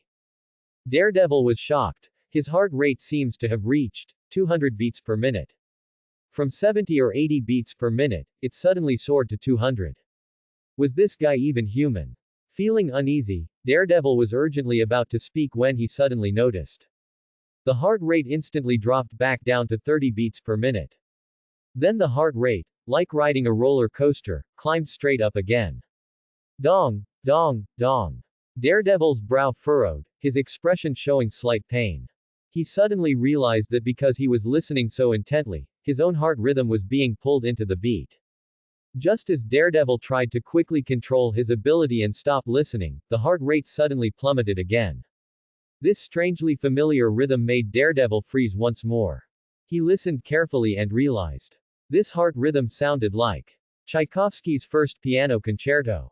Combat experience plus 27%. After the shadow possesses someone, it can control the nerves to induce pain, so simply controlling the heart rate is naturally not difficult. However, with his heart rate rapidly rising and falling, Jomo also felt the side effects. He held the table with one hand and covered his heart with the other, muttering to himself after a moment of contemplation, it seems this tune won't work, I need to switch to a gentler one. Daredevil's heart twitched again upon hearing this, and he quickly stood up, rubbing his forehead, moving away from Jomo. This was his weakness, his ability was similar to a passive skill and could not be actively shut off. Although he had mastered the ability to skillfully control his hearing and sense of smell through the training and guidance of his blind master, he still couldn't completely shut it off. Even with weakened sensory abilities, his super senses were still far stronger than those of ordinary people. It could be said that as long as he stood there, he would constantly hear Jomo's heartbeat. Daredevil got up and walked toward the outside of the warehouse, while Jomo rapidly stuffed cash into his handbag. Once finished, Jomo followed, hugging the bulging bag. Jomo turned his head and asked seriously, Daredevil, do you have any favorite tunes? I can play them for you using my heartbeat. Walking out of the warehouse door, Daredevil silently glanced into the distance. I hear police sirens. Jomo didn't hear them, but then again, his attention wasn't on the police. Looking at Daredevil's profile, Jomo felt regretful. Daredevil, if your heart doesn't keep hurting, I'm going to have a difficult time. I didn't want to resort to violence, sigh. Jomo changed the subject and asked, Li Qing, do you know the spinning kick? Daredevil looked at him, completely baffled. Who is Li Qing? And what is a spinning kick? Without answering the question, Jomo freed a hand, pointed behind Daredevil, and exclaimed, Spider-Man is here. Spider-Man. Following the direction of the finger, Daredevil quickly looked over. Taking advantage of the opportunity, Jomo aimed a kick right at Daredevil's rear. Eku. Struck by the kick, Daredevil stumbled and sidestepped twice. Facing Jomo, Daredevil's expression was complicated, leaving him speechless. That kick certainly wouldn't injure him, he just didn't understand. What kind of lunatic is this guy? Arriving one step ahead of the police, Spider-Man reached the scene. Just arriving nearby, Gwen saw Jomo standing next to an SUV on the ground, waving at her. After glancing at the target warehouse, Gwen landed without hesitation. Jomo shifted sideways to block the trunk and raised an eyebrow. How was my plan? Gwen walked over, lightly punched Jomo's chest in approval, and smiled happily. I knew you wouldn't disappoint me. Seeing Gwen continue to walk toward him, Jomo subconsciously took a step back. He thought to himself that he absolutely couldn't let her discover what was in the trunk. Getting closer, Gwen looked Jomo up and down, her tone turning worried. Are you hurt at all? Was she worried about him? To be safe, Jomo took another step back, resting his elbows firmly on the trunk. Do you think your bro would get hurt? Her face broke into a smile, and she scoffed lightly. Only then did Gwen turn her attention toward the warehouse, her worry returning as she murmured softly, I wonder how Daredevil is doing. Glancing at the trunk, Jomo said, then go find him. Turning around, Gwen was about to speak when she suddenly tapped her headset. After a moment, she spoke seriously, the police have arrived at the scene. That group of criminals had a gang fight, and many people died. The boss drove away with two subordinates, shaking off the pursuing police.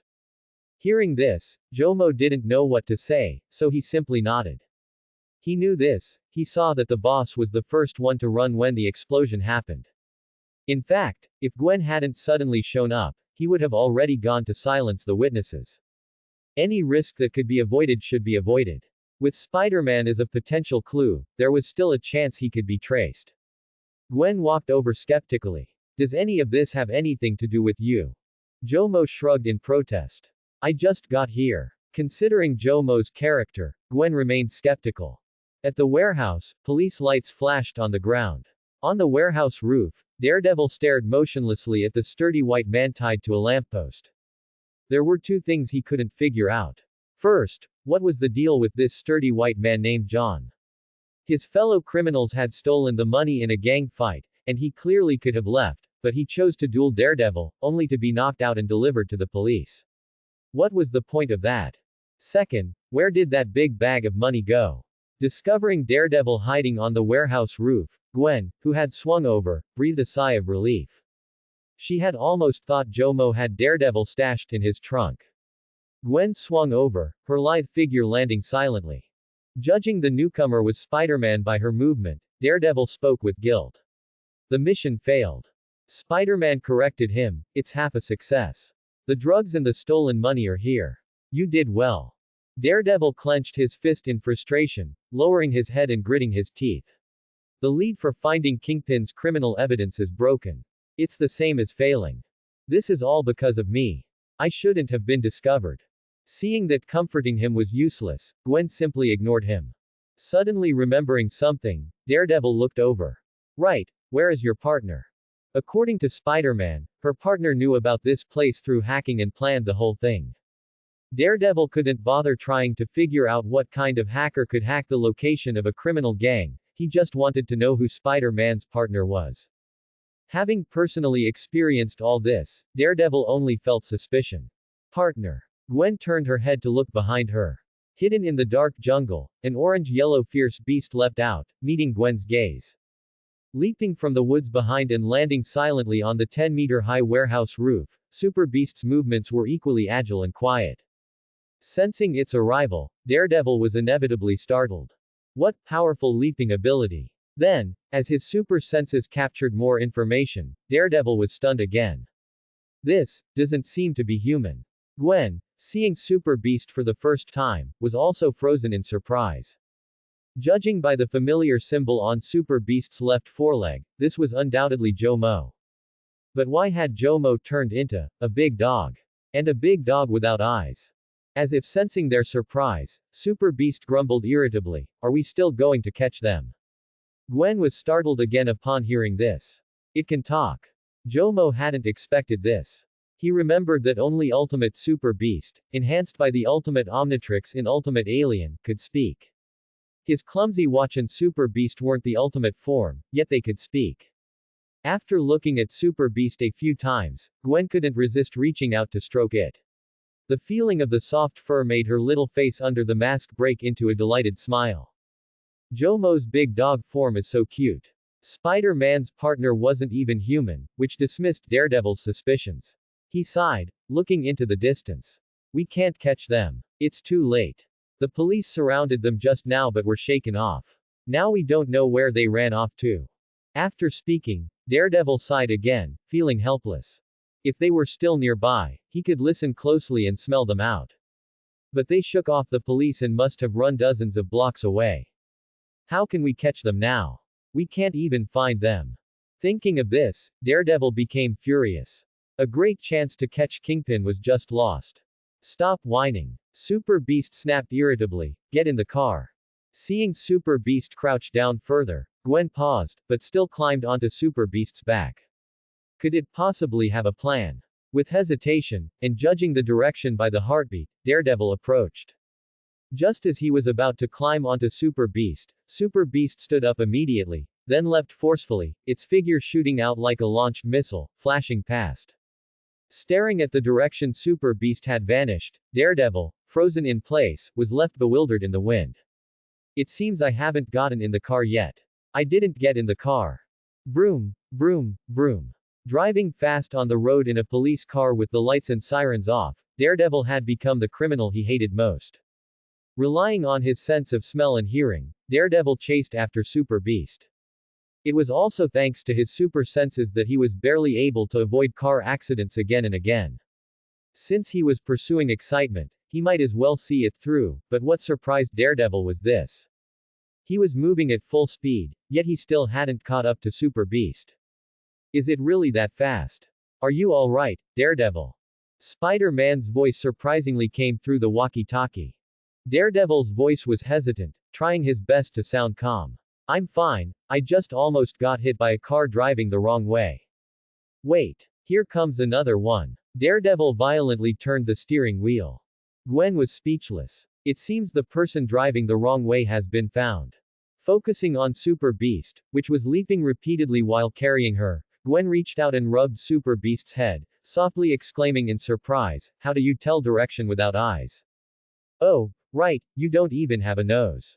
At first, Daredevil thought the comment was directed at him, but only after hearing the last phrase about having no nose did he realize it wasn't about him. Daredevil originally wanted to agree and express his surprise that it had no eyes or nose. But upon realizing this, his body suddenly froze. Wait, no eyes and no nose. This creature with no eyes and no nose is currently leading him, a blind man driving a car, to catch criminals. Can this really work? Daredevil started to panic. Maybe, let's just forget it. They drove for about 10 kilometers. The battered police car stopped in the parking lot of a motel. Stepping out of the car, Daredevil immediately froze when he smelled the familiar, fresh scent of explosive gunpowder drifting from a nearby vehicle. They actually found them. His heart trembled, and Daredevil looked toward Super Beast in shock. He desperately wanted to ask. With no eyes and no nose, how did it manage to find these criminals from over 10 kilometers away? Following the strong thumping of a heartbeat, Daredevil walked towards the Super Beast. Noticing Spider-Man's accelerated heartbeat due to nervousness, Daredevil, who was about to ask something, closed his mouth, not intending to make any sound. A cool night breeze blew from behind them. The two people and one beast stood in the open space of the motel, facing three long, low buildings to their front, left, and right. Gwen couldn't tell if they were pursuing criminals or had fallen into a criminal's encirclement. Standing here, Daredevil was more than 10 meters away from the nearest motel building. Coupled with the obstruction of the walls, his abilities couldn't sense anything. He was now very worried that criminals hidden in one of the rooms would stick their guns out the window and open fire on them. Keeping his voice as low as possible, Daredevil gritted his teeth and said, "It seems we were reckless." Besides not being able to find the criminals hiding here, there was another thing that made Daredevil even more apprehensive. There were many innocent guests here. If they acted rashly, it was highly likely that the criminals would shoot indiscriminately, turning it into a massacre. After another attempt, his senses were still bounced back by the walls. Daredevil gritted his teeth and added, "We should have let the police handle it. Their police thermal imagers can penetrate walls." Blinking, Daredevil's eyes dimmed. But finding those three among so many guests would also be very difficult. Understanding this, Daredevil was practically going crazy. Knowing the criminals' hiding spot, they should have directly notified the police. Now, not only were they in danger, but the innocent guests around them were also implicated. Behind a certain window, the lights inside were off, and the curtains were drawn, leaving only a small gap. With a refrigerator laid horizontally in front of him, the boss held an automatic rifle, anxiously observing outside the window. Undoubtedly, now was the best time to eliminate these three vigilantes. But the boss was also worried that the gunshots would attract the police, whom they had just managed to shake off. He didn't dare to shoot, nor did he dare to let these three go back to report. The situation fell into a stalemate. The Super Beast spoke, conveying Jomo's dissatisfied complaint, a string of clever phrases, a mouthful of rhymes. Are you taking the graduate entrance exam? Daredevil anxiously turned his head, still keeping his voice as low as possible. Quiet down, be careful of exposure. Before he finished speaking, the Super Beast directly leapt away. Upon realizing this, Daredevil's voice stopped abruptly. After 2 seconds of stunned, Daredevil's voice resumed, full of doubt as he looked at Spider-Man. What is your companion doing? Looking at the Super Beast, who had reached the wall, Gwen shook her head. I don't know. After speaking, Gwen didn't even look at Daredevil, and added indifferently with her arms crossed. I didn't criticize you for driving here and crashing, which might expose us. Daredevil was embarrassed and speechless after hearing that. It seems that's really the case. Wait. This tone. It seems Spider-Man's relationship with her companion is unusual. At this moment, the Super Beast, who had reached the side wall of the motel, looked up and saw something, then quickly climbed up.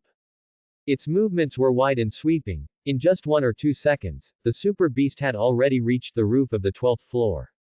Gwen's breath hitched, her pupils contracted, and her crossed arms unconsciously loosened, her small face unable to hide her astonishment.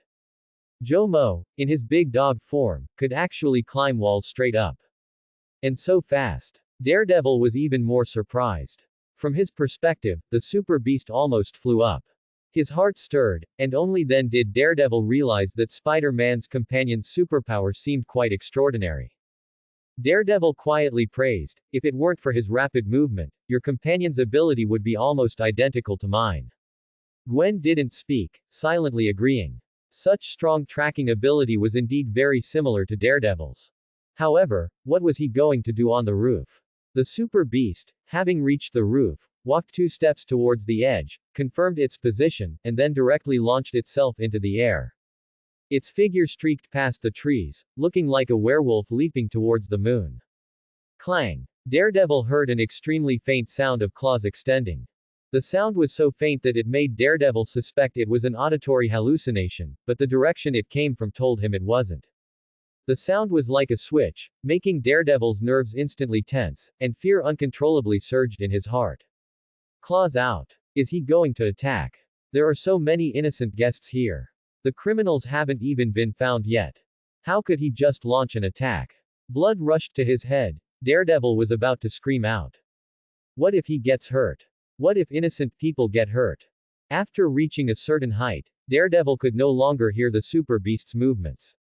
And as the Super Beast rapidly descended, Daredevil heard the increasingly clear whooshing sound of claws cutting through the air.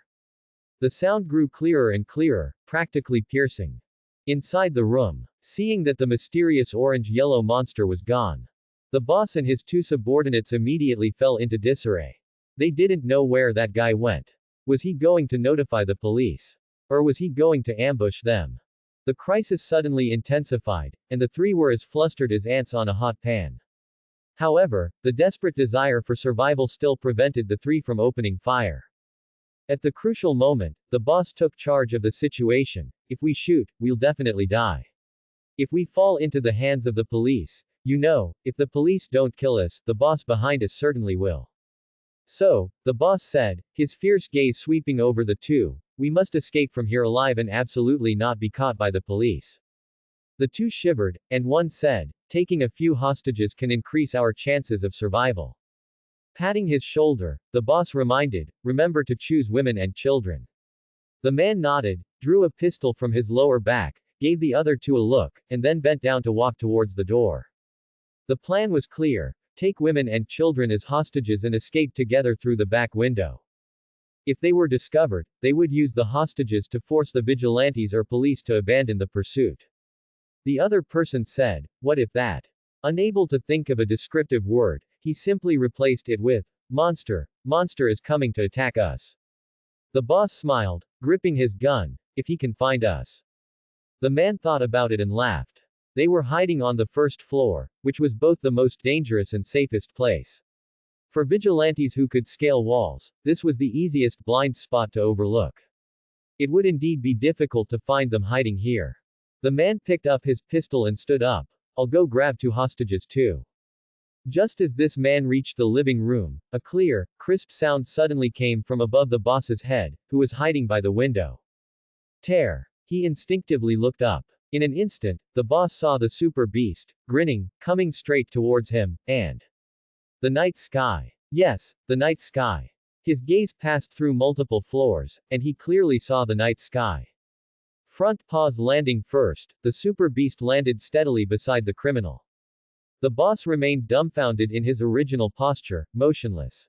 In his vision, the 4 exceptionally clear claw marks, about a meter long, slammed into his eyes like nails. Did it split the entire building open? In his daze, the boss's body suddenly trembled. He remembered an extremely crucial piece of information: they were on the first floor. The claw marks falling from above indicated. The boss's face turned pale as if he had seen a ghost in broad daylight. He stiffly turned his neck to look at the super beast.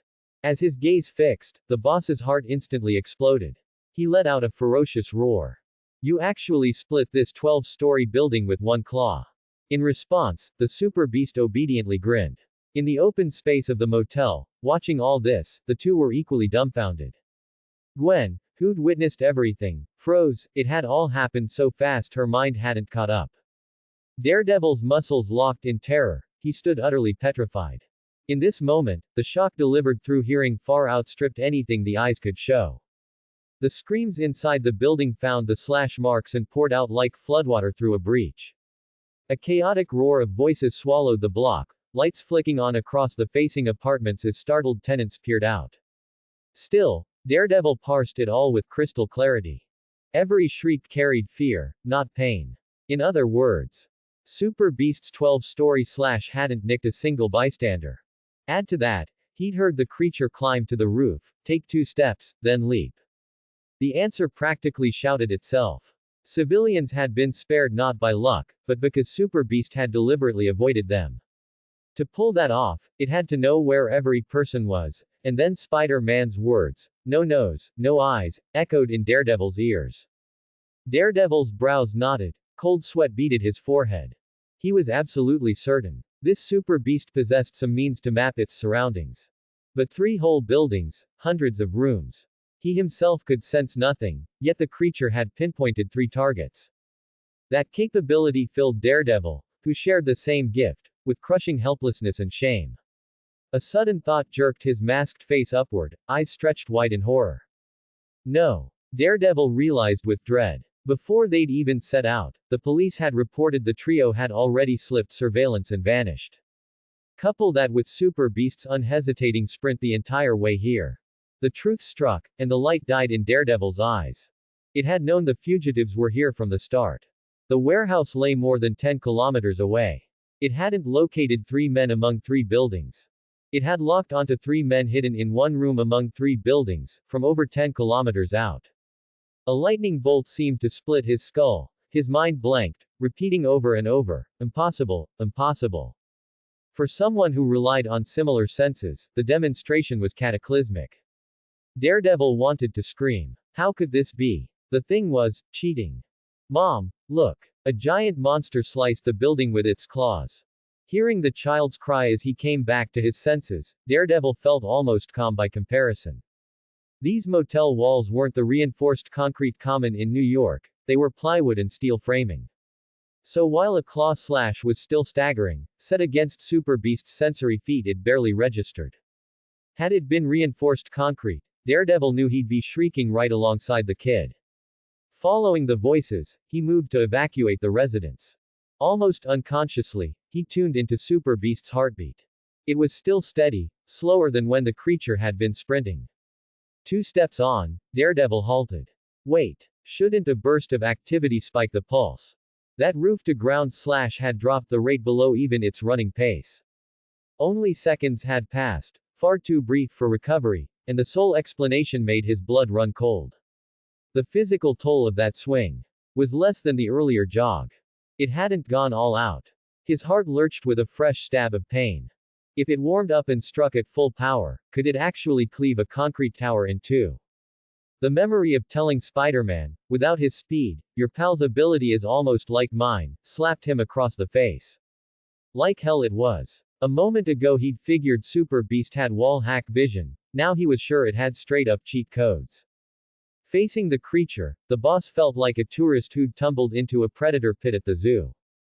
He scrabbled backward on his heels, shrinking into a trembling ball. The instant he tried to raise his pistol for a headshot, Super Beast's claw sheared the gun in two, leaving a mirror smooth cut and no threat. With too many eyes around, Jomo didn't finish him. By the time Gwen, having subdued the hostage-taker, arrived, the boss lay in a puddle of his own urine, still quaking. While the flunky had been out cold since the monster's arrival, Super Beast had simply ignored him.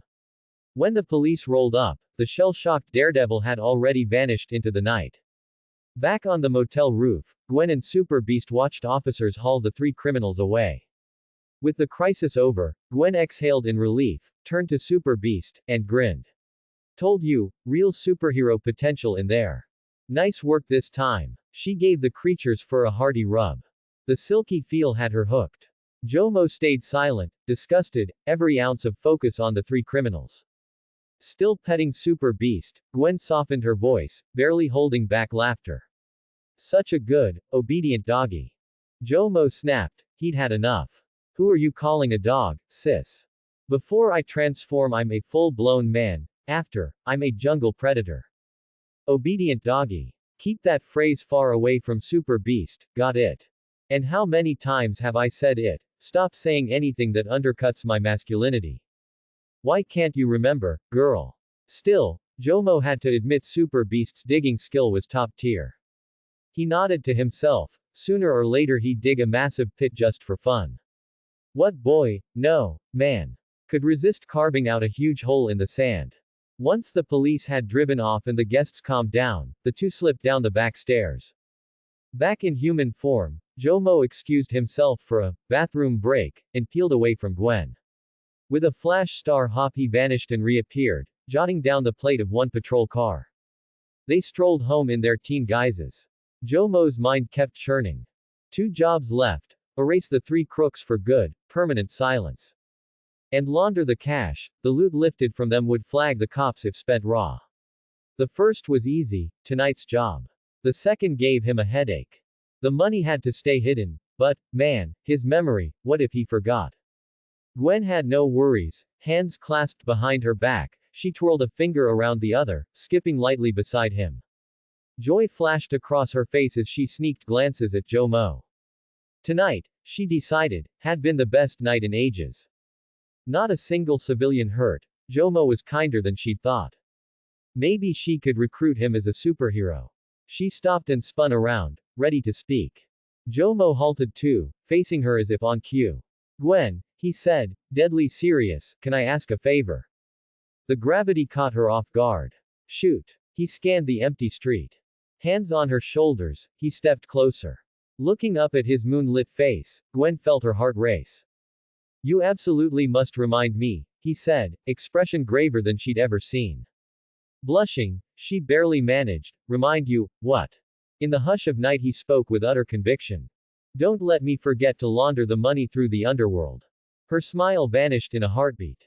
Jaw clenched, she ground her teeth. So the cash in the SUV trunk was the loot you robbed. She couldn't take it anymore. She bit his forearm, hard, making him yelp. You got rabies. He whined, cradling the arm. Caught it from you. She snapped. You want me to remind you to launder mob money? Are you even human? What's the problem? He shot back. It's still help, right? Besides you, I could always. Mention of Wanda cut him short. Eyes lighting up, he murmured. Right, Wanda can remind me. Muttering, she's so sweet. She'll do it. He walked off alone. Gwen trembled with rage at his retreating back. Wanda, Wanda, Wanda, fine, Wanda it is. She sprinted up and bit him again. He yelped and jumped in pain. Dirty move, sneak attack. Back at the villa, cloaked as shadow, he ghosted inside. He hadn't expected to arrive at the precinct lock-up just in time to see inmates shoving toothbrushes into the trio's necks. Once sure they were dead, he left. Gang cleanup, to keep them from talking. Only laundering remained. Since Wanda was asleep, he turned in, planning to consult her tomorrow. He'd crammed over 3 million into a case meant for one. Serious cash. Given time, he'd have emptied the whole warehouse. Barely asleep, Jomo's eyes snapped open. Had he forgotten something? Of course, Dormammu appeared. This time it wasn't the demon visiting him. Jomo's consciousness had been dragged into the dark dimension to meet Dormammu. Dark dimension. Jomo, whose breathing had stopped, recalled the image before he lost consciousness. Realizing this was his mind, his breath slowly returned. If my consciousness dies, will I become a plant person? Jomo rubbed his chin, pondering the question seriously.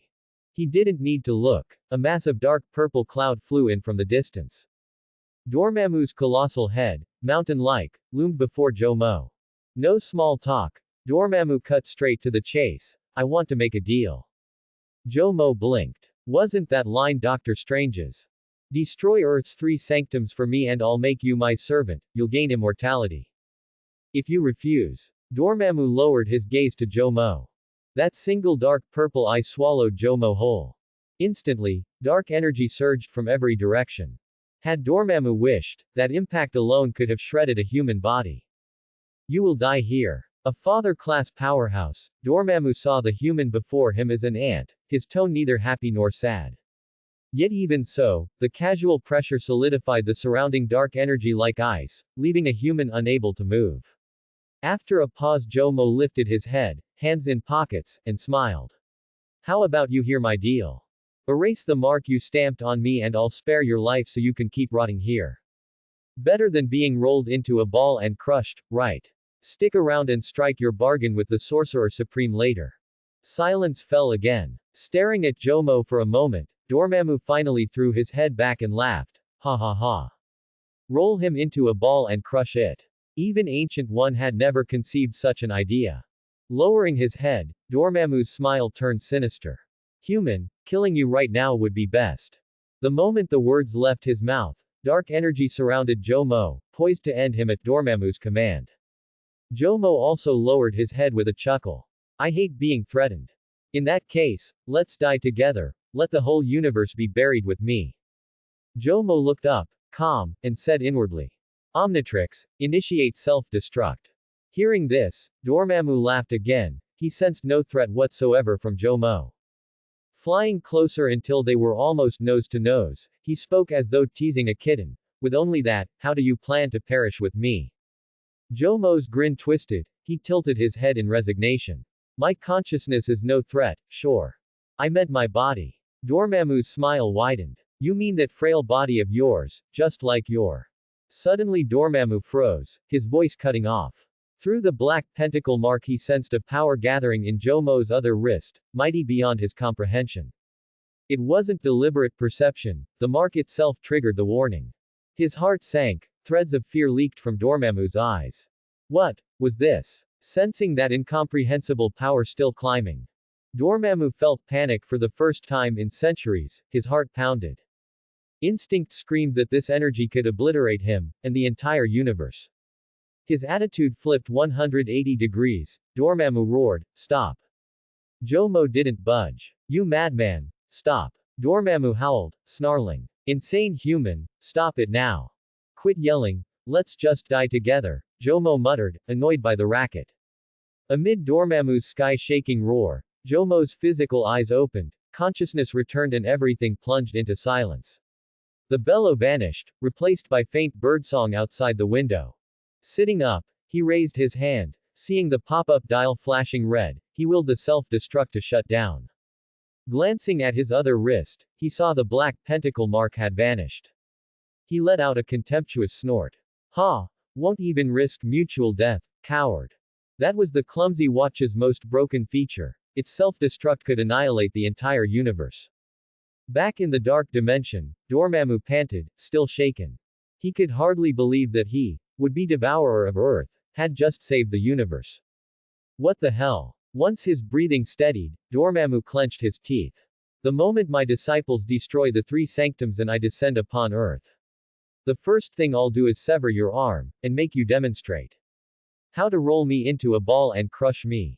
He spat the words through clenched fangs, voice as cold as if rising from hell. In his eyes, Jomo had gone from a mere tool for reaching Earth to a fooled human insect he had to kill. Clearly, Dormammu was enraged. The next morning, warm sunlight spilled down.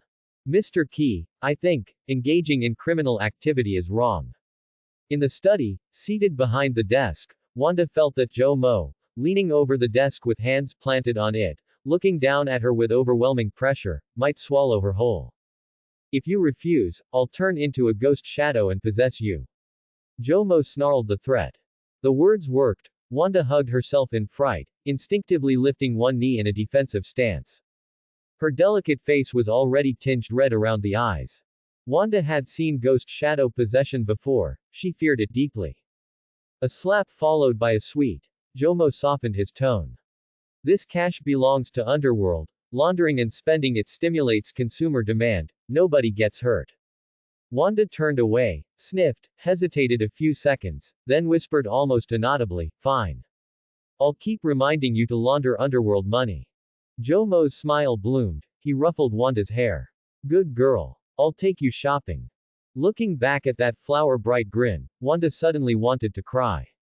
If the police found out, would she be an accomplice? Just then, two car engines roared outside the window. Jomo glanced over to see Stark and that mother Fu, Nick Fury, stepping out. What did those two want? Forget it, not his problem.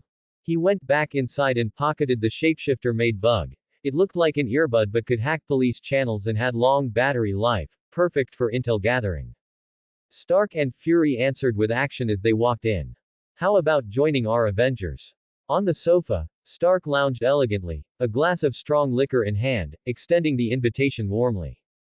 Jomo folded his arms, head lowered in serious thought. Stark looked to Wanda and saw hesitation in her eyes, and something she wanted to say but hadn't. It seemed possible Wanda might join the Avengers. But what did her expression mean? Had Jomo just said something to her? At that moment the pondering Jomo voiced his doubt. If we're all heroes of justice, why not call it the Justice League? Change the name to Justice League. How about it? Stark blinked. It actually sounded like a decent idea. Fury corrected, that wouldn't show our fury. So, sitting upright, Fury asked, Mr. Key, will you join? Dropping his playful air, Jomo refused flat out. No. He grabbed his coat and headed for the door. Through the earbud he could hear the police. It was time to move. Seeing this, Stark reached out hastily. What were you and Wanda talking about? Jomo paused and glanced back. I was singing to her. Stark looked at Wanda in confusion, singing. Wanda stared at Jomo even more bewildered. He sang to me. Fury chuckled. Must have been a lovely song. Of course. Jomo nodded. I'll sing it for you too. He opened his mouth on the spot. It was, admittedly, a catchy tune. A Chinese song. Fury couldn't grasp the lyrics but was carried by the upbeat rhythm. Just as he was about to praise it, Jomo suddenly stopped. His lousy memory made him forget the words. Whatever, straight to the chorus. He took a deep breath, cranked the volume, and sang while walking out. You're the nej nej nej nej sunshine rainbow little white horse tilde d d d d da da tilde. Fury's face darkened even more. Stark set down his glass and followed. I'll come with you. Wanda thought for a second and tagged along. Where to? In the passenger seat, Stark asked. Fifth Avenue, there's a hot pot place that rocks.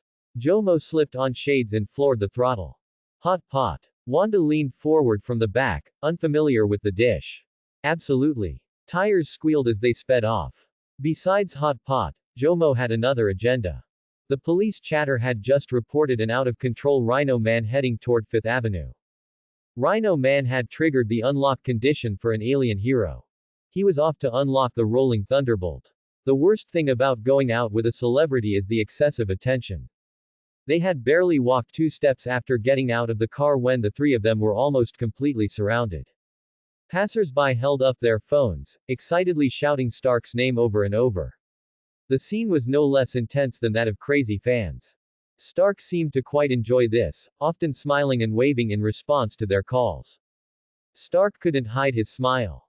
As he waved to the passers-by, he leaned his head towards Jomo and boasted, "See how much the people of New York love me." Jomo, with one hand in his pocket and wearing sunglasses, grumbled, "I'm not coming out with you next time."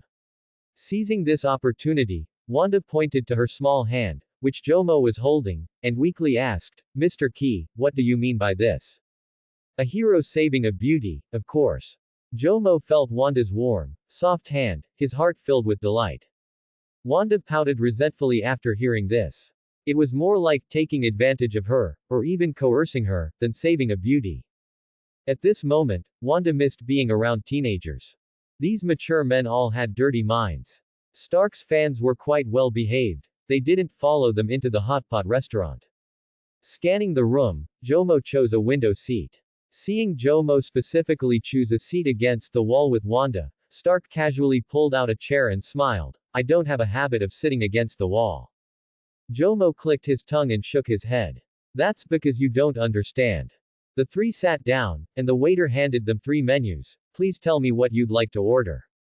As Jomo looked down at the menu, he said cheerfully, "Since I brought you all here, feel free to order whatever you want, don't be shy. Anyway, we're splitting the bill." After speaking, he pointed to the instant noodles and said, "I'll have a clear broth hotpot and a serving of noodles." Stark stared at Jomo with a complex expression, his mouth opening for 2 seconds before slowly closing, finally forcing out a helpless smile. He thought, "You're splitting the bill. Is there really a need to put on such a generous display?" Smiling at the waiter, Stark said, "I'll pay for everything at this table. Then I'll have one of everything on this menu." Jomo cheerfully handed the menu back to the waiter. Stark. For some reason, he suddenly wanted to punch Jomo. Wanda didn't participate in any of this, lowering her head and looking at the menu with curiosity and seriousness. Hot pot was truly a novel food for her. Before long, 3 small hot pots were placed on the table, and plates of dishes filled the dining table, with the excess placed on a nearby trolley, also stacked 3 layers high. The dipping sauces were also Jomo's classic 4: sesame paste, chopped green onions, minced garlic, and cilantro. Wanda carefully observed Jomo and imitated him, blanching thinly sliced fatty beef in the pot for 10 seconds before scooping it out, seasoning it in the dipping sauce while also cooling the meat. Awkwardly using chopsticks to put the beef into her mouth and chewing for 2 seconds, Wanda's eyes instantly lit up. Is this the world-famous Chinese cuisine? Delicious. Stark, an amateur foodie, was more skilled with chopsticks than Wanda. Putting down his bowl and chopsticks, chewing his food, Stark examined the erguotu in his hand for a moment, then looked at Jomo with doubt. "This bottle of liquor is so cheap, will it taste good?" Jomo spoke indistinctly, focused on eating. "I don't know, I haven't tried it, but I heard people say that drinking it can increase your courage. You won't even hide if an atomic bomb comes." Stark chuckled after hearing this, pouring a glass. "Who said that?" After a mouthful of erguotu, Stark savored it for 2 seconds, and his eyes also lit up. "Good wine." "Oh, right." Putting down his wine glass and picking up his bowl and chopsticks again, Stark asked another question. "This shouldn't be a habit of you Easterners. This is the first time I've seen an Easterner insist on sitting against the wall when dining."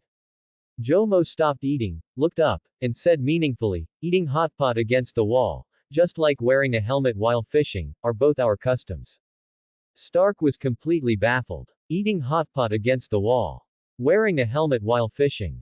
How did he not know that the East had such customs? No longer thinking about such minor issues, Stark began blanching meat. "Do you know Pepper?"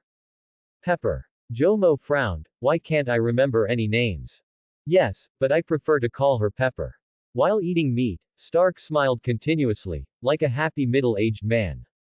Jomo suddenly understood. With an expectant smile, Stark looked over. "After this mission, I'm going back to marry her." Setting a flag so quickly. His mood for eating instantly vanished. Jomo lowered his head and scanned his surroundings, feeling increasingly uneasy. The next moment, Jomo's voice sounded almost simultaneously with Stark's. My mission is to invite you to join. Where's my bomb? As soon as these words came out, Stark froze, and the other diners who had been secretly observing Stark's table also froze, their expressions instantly losing their composure as they all widened their eyes in terror.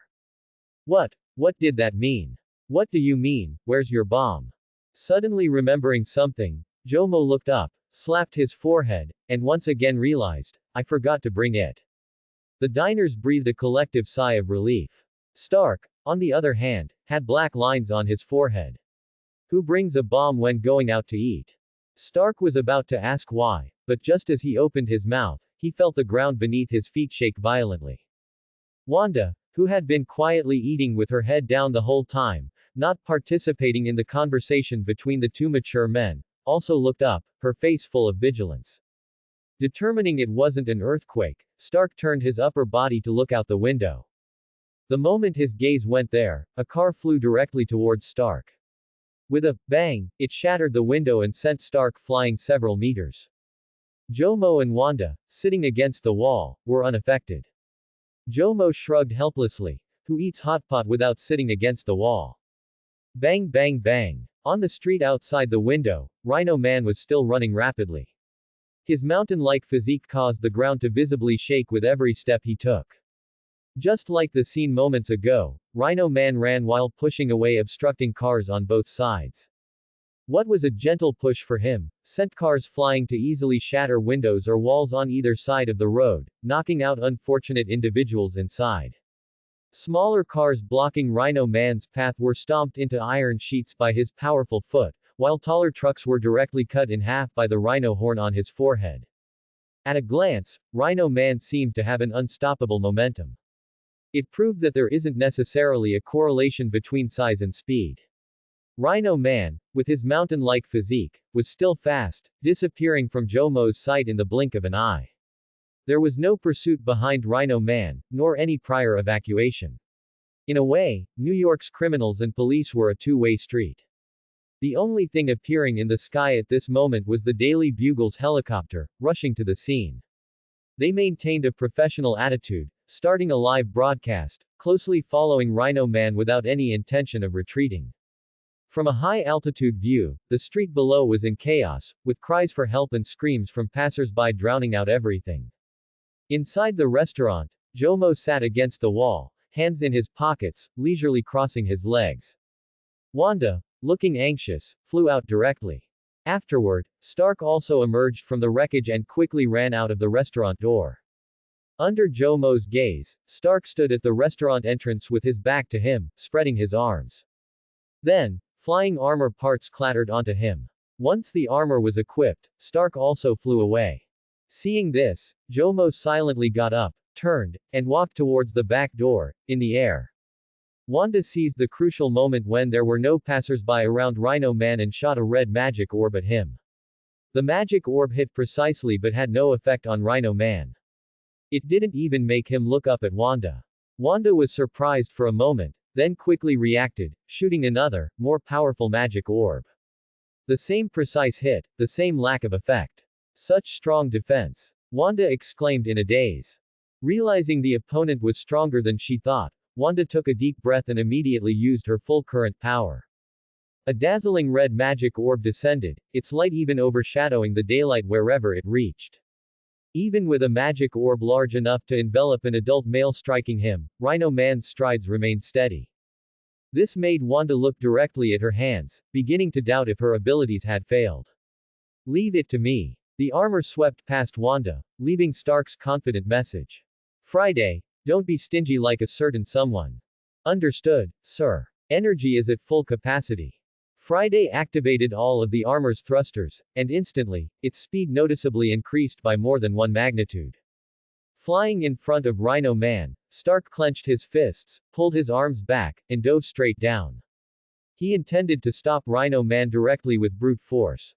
Bang! Then, Stark was immediately knocked away. He crashed heavily to the ground, bouncing several times for over 10 meters, leaving a pitted scratch mark, and finally stopped by colliding with a heavy truck. Opening his eyes, Stark's vision was filled with golden stars. Motherfooler. Is this Rhino Man's defense a bit too strong? Forcing himself steady, Stark lifted off again. This time he didn't rush in, cautiously scanning the surroundings. It was AT Junction, straight ahead of Rhino Man lay a beach. The fleeing beachgoers instantly cleared Stark's mind. Drive Rhino Man onto the beach and carpet bomb him. With the plan set, Stark acted at once, flying above Rhino Man and tailing him like a fly while unleashing both firepower and trash talk. Stark's taunts, like the shots that merely burst into fleeting sparks on Rhino Man's hide, weren't meant to wound, only to grab his attention. Low damage, high insult. To that end Stark even kindly dropped altitude, giving Rhino Man the illusion that one swipe could snatch him. Rhino Man ignored the taunts, and Stark himself. At the junction he finally stopped, looking left and right in pure bewilderment over which way to go. I must protest the practice of walking rhinos without leashes. Seizing the chance, Stark fired a mini-missile. Smoke billowed, fierce flames swallowed Rhino Man's hill-sized body. Watching from above, Wanda's thoughts raced. Her parents had died to a missile just like that. Arg! A roar snapped Wanda back. She saw Rhino Man, fists clenched, howling at the sky. The flames vanished from his body, only the ground around him still burning. The sight sent a chill down Wanda's spine. Whether the fire had been blown out by the shockwave of his fists or by the wind from his roar, she couldn't tell. Either way, it came down to Rhino Man's monstrous physique. Such defense, and still that strength. Wanda racked her brain but found no answer. Panic flickered across her face. She still lacked combat experience. As Stark hoped, the missile, while Rhino Man pondered directions, finally enraged him. After the roar he lunged for Stark. Ready for it, Stark jinked upward then dipped, letting Rhino Man grab air. In doing so he nudged the beast closer to the beach. I must add. Pointing at the horn, Stark said solemnly, I strongly oppose rhino horn trafficking. Another sidestep, another swipe missed. It's devastating to wildlife. After several rounds Stark actually baited Rhino Man onto the sand. By now the tourists had fled. Inside the Daily Bugle stream, the earlier tension vanished, viewers burst out laughing. Stark reminds me of my kid chasing butterflies, hopping around. Except the butterfly is taunting a rhino. The viewer's grin froze the instant he hit send. On-screen Stark climbed higher, weapon pods extending until his silhouette tripled in size. Let's hope the Animal Protection Society won't sue me. With a deep breath he opened fire, full salvo. Daka daka daka. Boom boom boom. Boom boom boom. From bullets to missiles to energy beams, a steel rain hammered Rhino Man. Explosions and fireballs yanked viewers from childhood nostalgia back to brutal reality. They finally realized. This was no game. Iron Man Stark was going all out against a criminal. In an instant tension, worry, and fear surged across New York through every screen. Wanda joined in, scarlet magic rays pouring down. Time blurred. When every weapon clicked empty, a sweat-soaked Stark finally stopped. Wanda lowered her hands, magic fading. Dust and debris from the barrage cloaked Rhino Man's spot. Amid the haze only a ball of flame could be seen. Swallowing hard, Stark stared unblinking, nerves stretched to breaking point. His arsenal was spent. If this hadn't worked, his racing heart slowly calmed. For a moment the world seemed silent, time frozen. As the dust settled, a disdainful snort came from the flames. Then the massive figure strode out. Completely unharmed. Stark's body tensed, shock on his face. Impossible. He had burned through nearly half a ton of ordnance. That volume should have reduced anything to slag. How could Rhino Man be unscathed? Viewers sat slack-jawed, speechless. Among all the weirdness they'd seen, conventional firepower was what they understood best, and it had just failed completely. An attack this dense and deadly only left barely visible scorch marks on Rhino Man's skin. It completely shattered their understanding. Involuntarily, they echoed the same thought. How is this possible? Reacting instantly, Stark clenched his fist, his eyes turning sharp. If that's the case, I'll just have to buy time in close combat. Friday, send me the big guns. As Stark finished speaking and prepared to dive at Rhino Man, a figure drifted into the edge of his vision.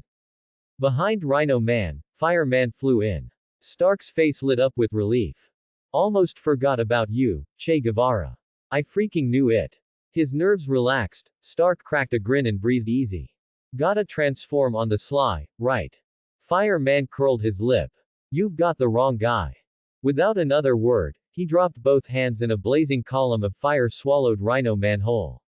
Heat slammed against the armor. Alerted, Stark back thrusted to gain distance. Feeling the crisis was over, Stark exhaled in relief. With Che Guevara here, victory was assured. Once Fireman attacks, everything will be fine. Feeling the tail of the inferno, Stark had to admit Fireman was the best choice right now. He can fly, strike, and bring the heat. He's practically Rhino Man's nemesis. Netizens relaxed as well, the earlier gloom vanished and smiles returned. During the Ultron crisis they'd seen footage of Fireman. If Fireman could roast hordes of world-ending Ultrons, how could one little Rhino Man stand against him? What shimmered in Wanda's eyes was admiration. Having met Fireman up close, she pictured a sweet, childlike yet kind young hero in her mind.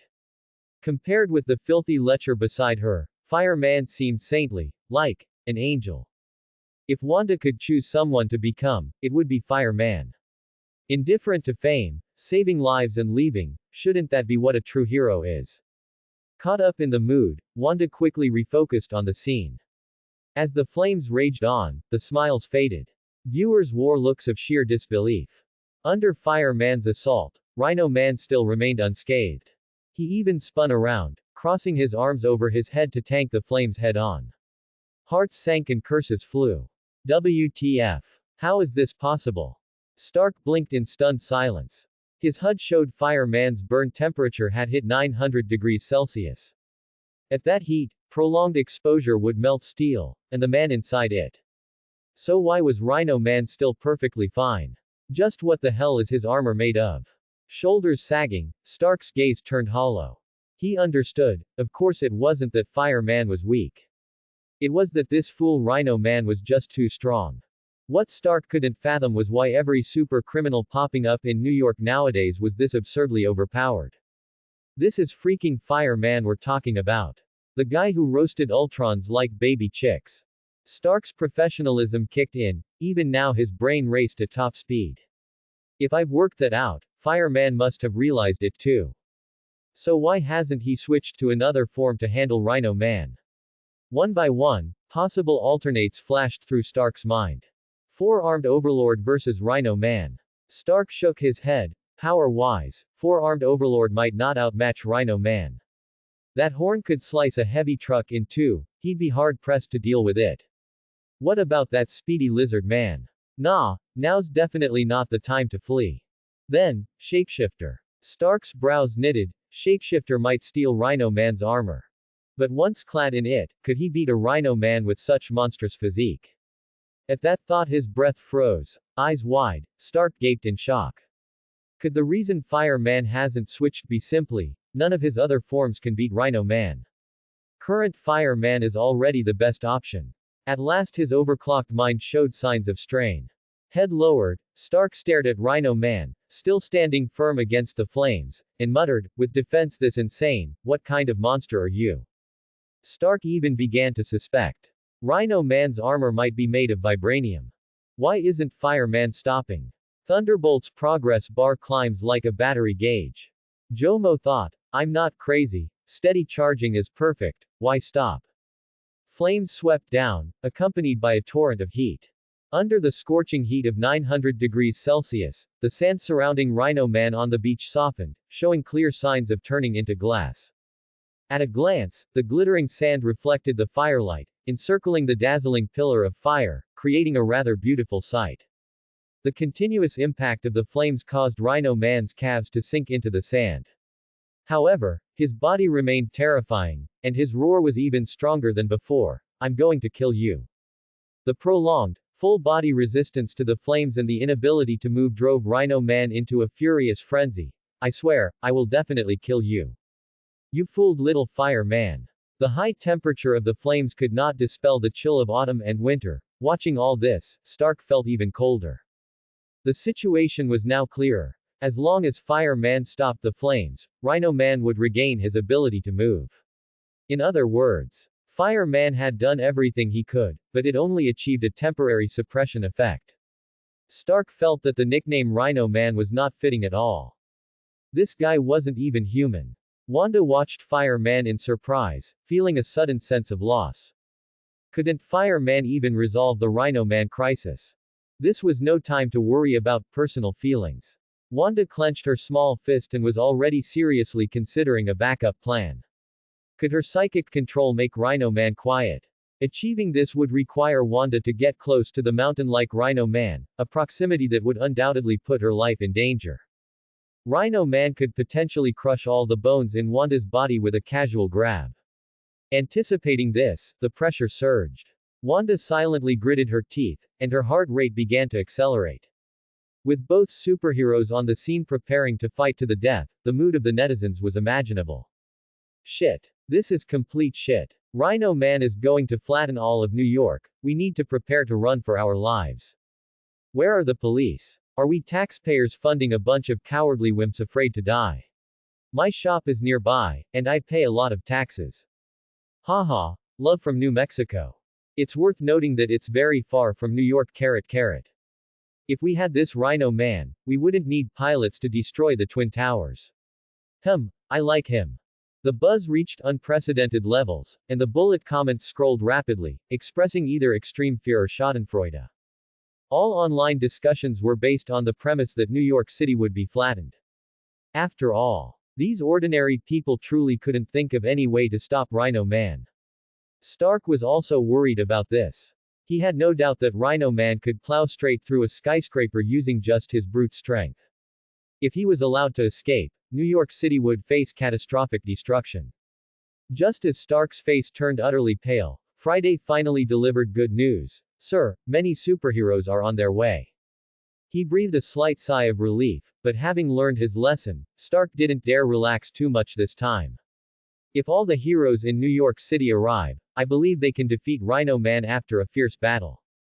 So, Fireman just needs to continue stalling for time. After muttering to himself, Stark suddenly looked behind him in frustration. Why haven't my new armor and supplies arrived yet?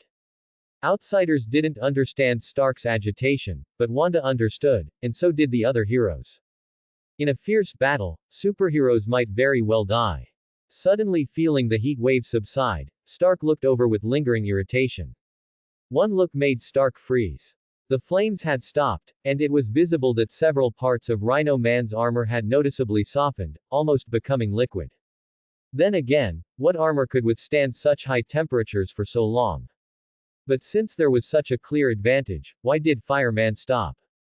Stark looked up at Fireman, who was turning his head back and forth as if searching for something. Stark's body trembled as if struck by lightning, and a chilling thought surfaced in his mind. Could it be that Fireman, like himself, had run out of ammo, and couldn't continue? Ha ha ha ha. Seeing this, Rhino Man laughed heartily. Now it's my turn. Having said that, he ran toward Fireman with loud thumps. His speed, surprisingly, increased instead of decreasing compared to before. In response, Fireman, who had the advantage of altitude and speed, actually turned tail and ran. Stark's mind exploded as he watched. Did you really use up all that flame energy? While turning and flying backward, Jomo was still searching for a spot. Where is a good place to land? Finding a 4-story low building, Jomo landed. Rhino Man charged forward. Cars were flattened, buildings were smashed, broken fire hydrants sprayed water columns, and car alarms blared incessantly.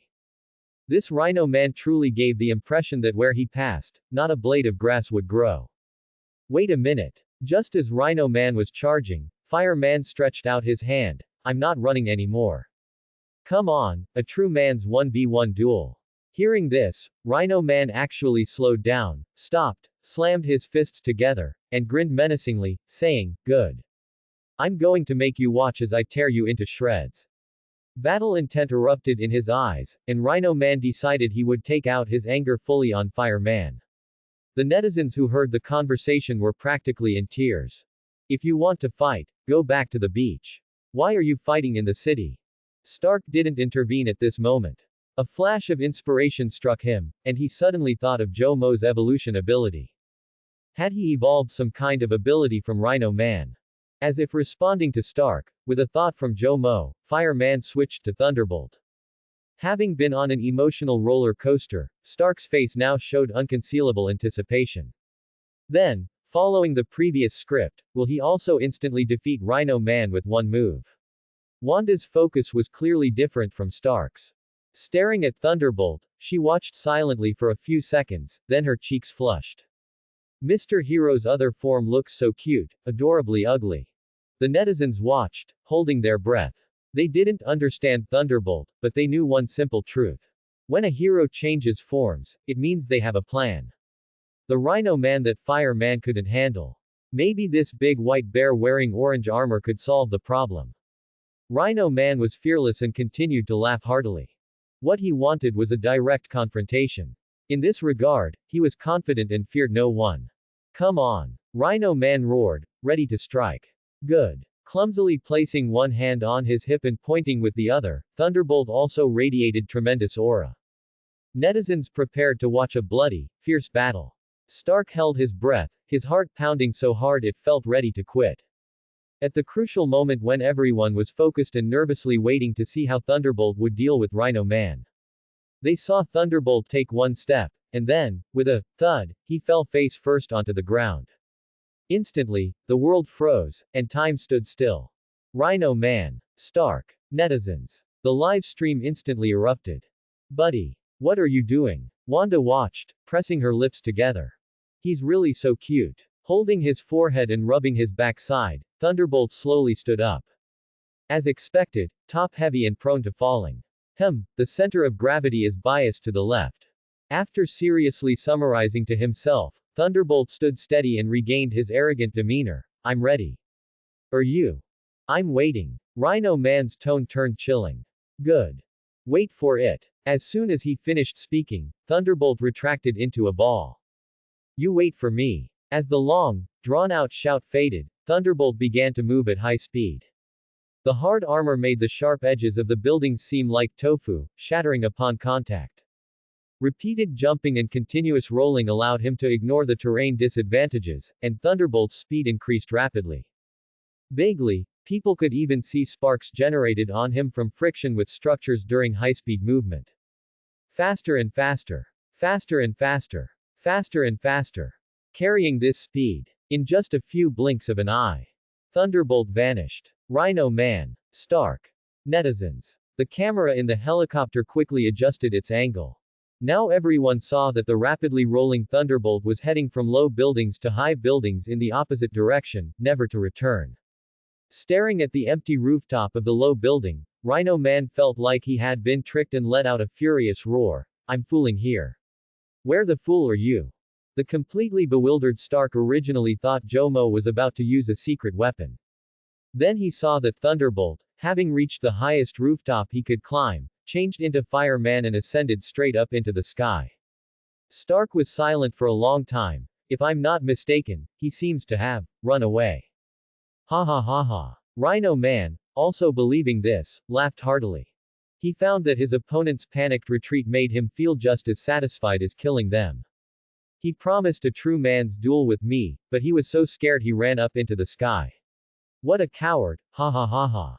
Wanda was also extremely astonished. She never expected her idol to choose to run away when facing a powerful enemy. The reporter on the helicopter looked up at the sky in confusion, stared for a long time, and said blankly, "It looks like he's trying to escape the Earth." The sound was transmitted via the microphone. After Friday captured it, Stark sighed, feeling exhausted. He's not trying to escape the Earth, he already has. In the satellite footage sent by Friday, Stark saw. Just before approaching the atmosphere, Fire Man blasted massive flames downward from his hands, and then he shot toward the atmosphere at an even faster speed. Midway, Fire Man switched back to Thunderbolt. This escape showed absolutely no sign of hesitation. His chest heaved violently, and black lines appeared one after another on his forehead. At this moment, Stark really wanted to curse. Just like Rhino Man said, they promised a true man's duel, so why did he run? Not only did he run, but he ran all the way to outer space. Stark wasn't against running away, It was normal for others to flee when they couldn't win, and he didn't want to see anyone die needlessly. But this kind of retreat, after arrogantly throwing down the gauntlet, was truly speechless. Thinking of the bold words Jomo had uttered earlier, Stark found it particularly ironic. Saying things like, "I'm not running anymore, come have a true man's 1v1 duel." Saying things like, "I'm ready, you wait for me." And the result? After saying that, he ran off without looking back, speeding out of the Earth and into outer space. Unable to stand it anymore, Stark wanted to swear, but as he opened his mouth, he suddenly paused.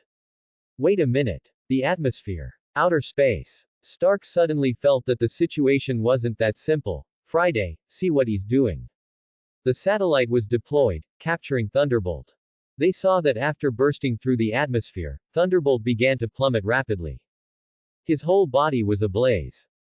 I'm fooling coming. As the body tore through the atmosphere, Thunderbolt had already vanished from sight. Stark could only watch a blazing fireball plummet ever faster, its flames growing fiercer by the second. Thunderbolt's armor scraped violently against the air. In an instant the red flames shifted to orange. Stark, stunned, parted his lips. He's going to melt, right?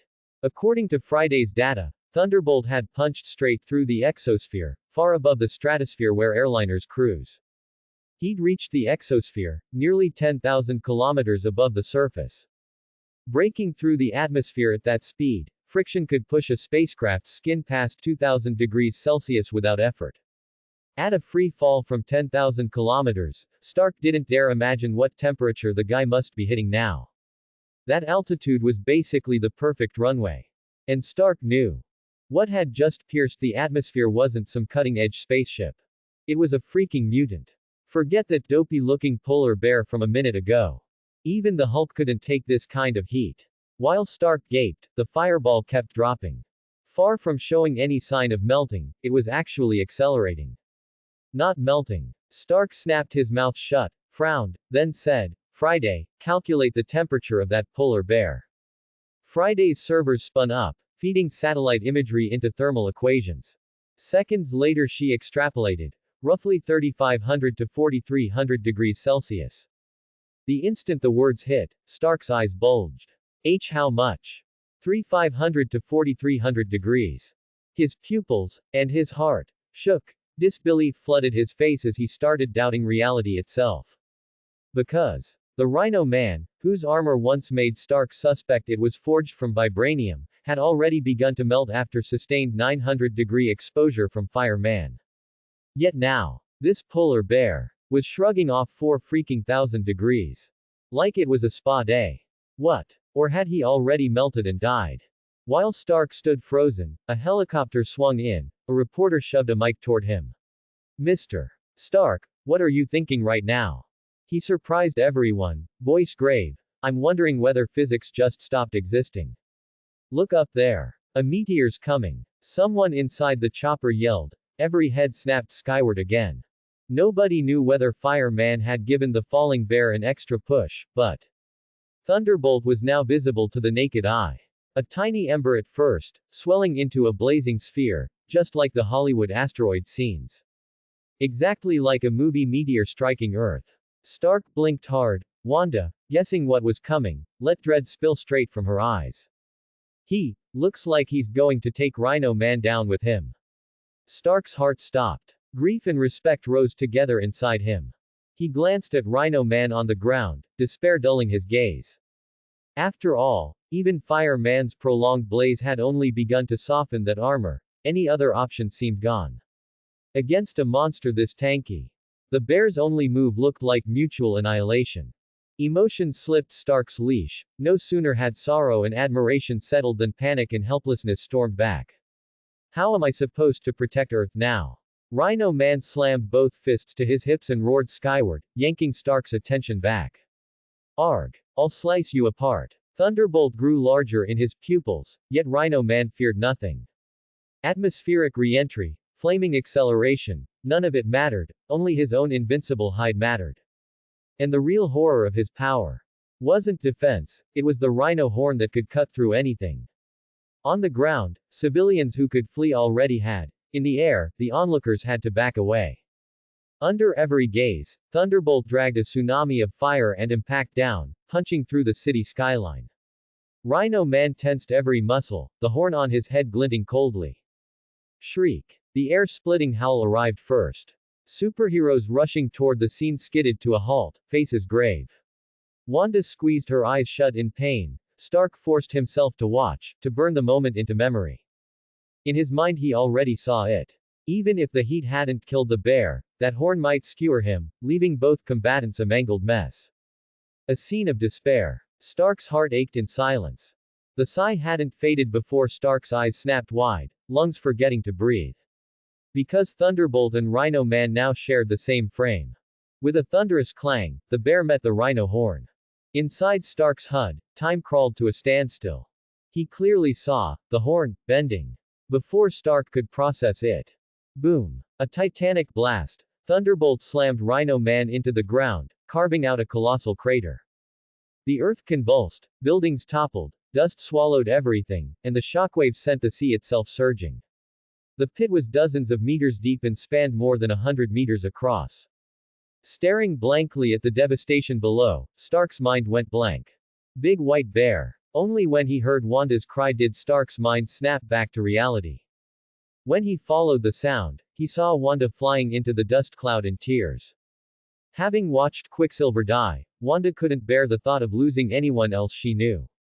Stark hurried after her. At the bottom of the crater, the once mighty Rhino Man had been pounded into a bloody pulp, while Thunderbolt stood as a sphere, smoke rising from his body, utterly still.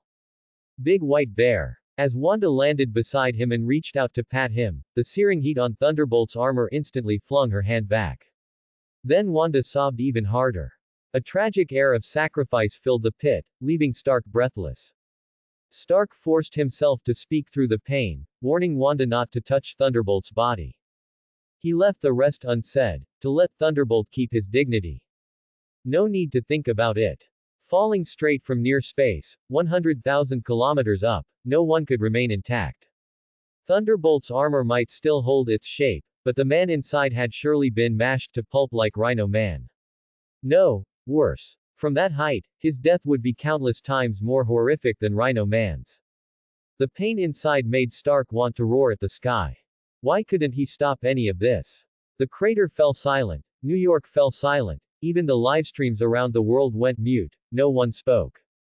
People might dislike the US, yet when they saw a hero sacrifice himself to save innocents, they offered their respect. It felt like the sorrow of a hero's twilight, or welcoming a fallen soul home. Gazing at Thunderbolt standing solemn and still, everyone was rendered speechless. Even onlookers whose homes had been destroyed felt the sting of tears. Even after wrecking everything, he's a hero, right? Yes, he protected us. I think we should build a statue for him. Hearing the voices rising around him, Stark felt the words were mocking him. Because he'd done nothing, another hero had died. Just as he teetered on the edge, desperate for any excuse to flee, a jarringly out-of-place voice rang out. As master and two disciples. Face you. Delivering the tough line, Thunderbolt uncurled from his sphere and stuck out a clawed finger. Spotting the splattered meat paste, he broke off, scratching his head. Oh right, I forgot, you're only one guy. Sorry bout that Tilda. Seeing Thunderbolt give a bashful grin, Wanda's tears froze mid-sob. Stark stared at him, soulless. The onlookers at the rim recoiled 2 steps in fright. Taking in their reactions, Thunderbolt rolled back into a ball and sped out of the pit. Passing a kid who gawked at him, he snapped, "What are you looking at? Never seen a golf ball." With that he flattened a heavy truck into scrap and rolled away. Left behind, Stark's brain crashed. The footage he saw came from Friday Auto switching the feed. On camera, the high-speed rolling Thunderbolt shed every speck of dust. His pristine, unblemished armor gleamed. As it sank in, netizens slammed their hands on keyboards, clacking away. Wait for what? So the dude didn't die. WTF.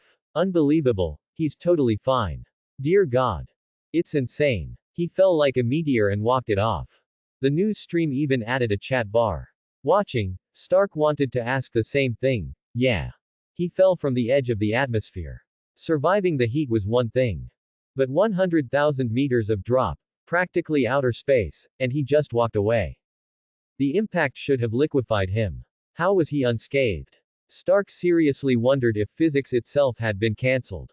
After a stunned pause, Stark suddenly broke into goosebumps. He remembered Rhino Man's armor only began to melt at 900 degrees Celsius. Yet Big White Bear shrugged off 4000 degrees Celsius like it was nothing. Rhino Man, armor and all, had been reduced to a smear of pulp. After falling from the exosphere, Big White Bear simply dusted himself off and left, didn't even black out. Stark shuddered as cold sweat soaked him, he realized in horror. Rhino Man's defense was freakishly tough. But the seemingly harmless Big White Bear's defense had reached the point of ignoring the laws of physics. The same realization hit Stark with a chill of dread. Against Rhino Man, the other heroes could still win. But against that White Bear, Stark feared they could pound on him all day and never leave a scratch. Who the hell designed this thing? Meanwhile, back at the villa, the moment Jomo stepped inside in human form he froze. He sensed that the unlock for Diamond God of War had just triggered. Thanks for watching.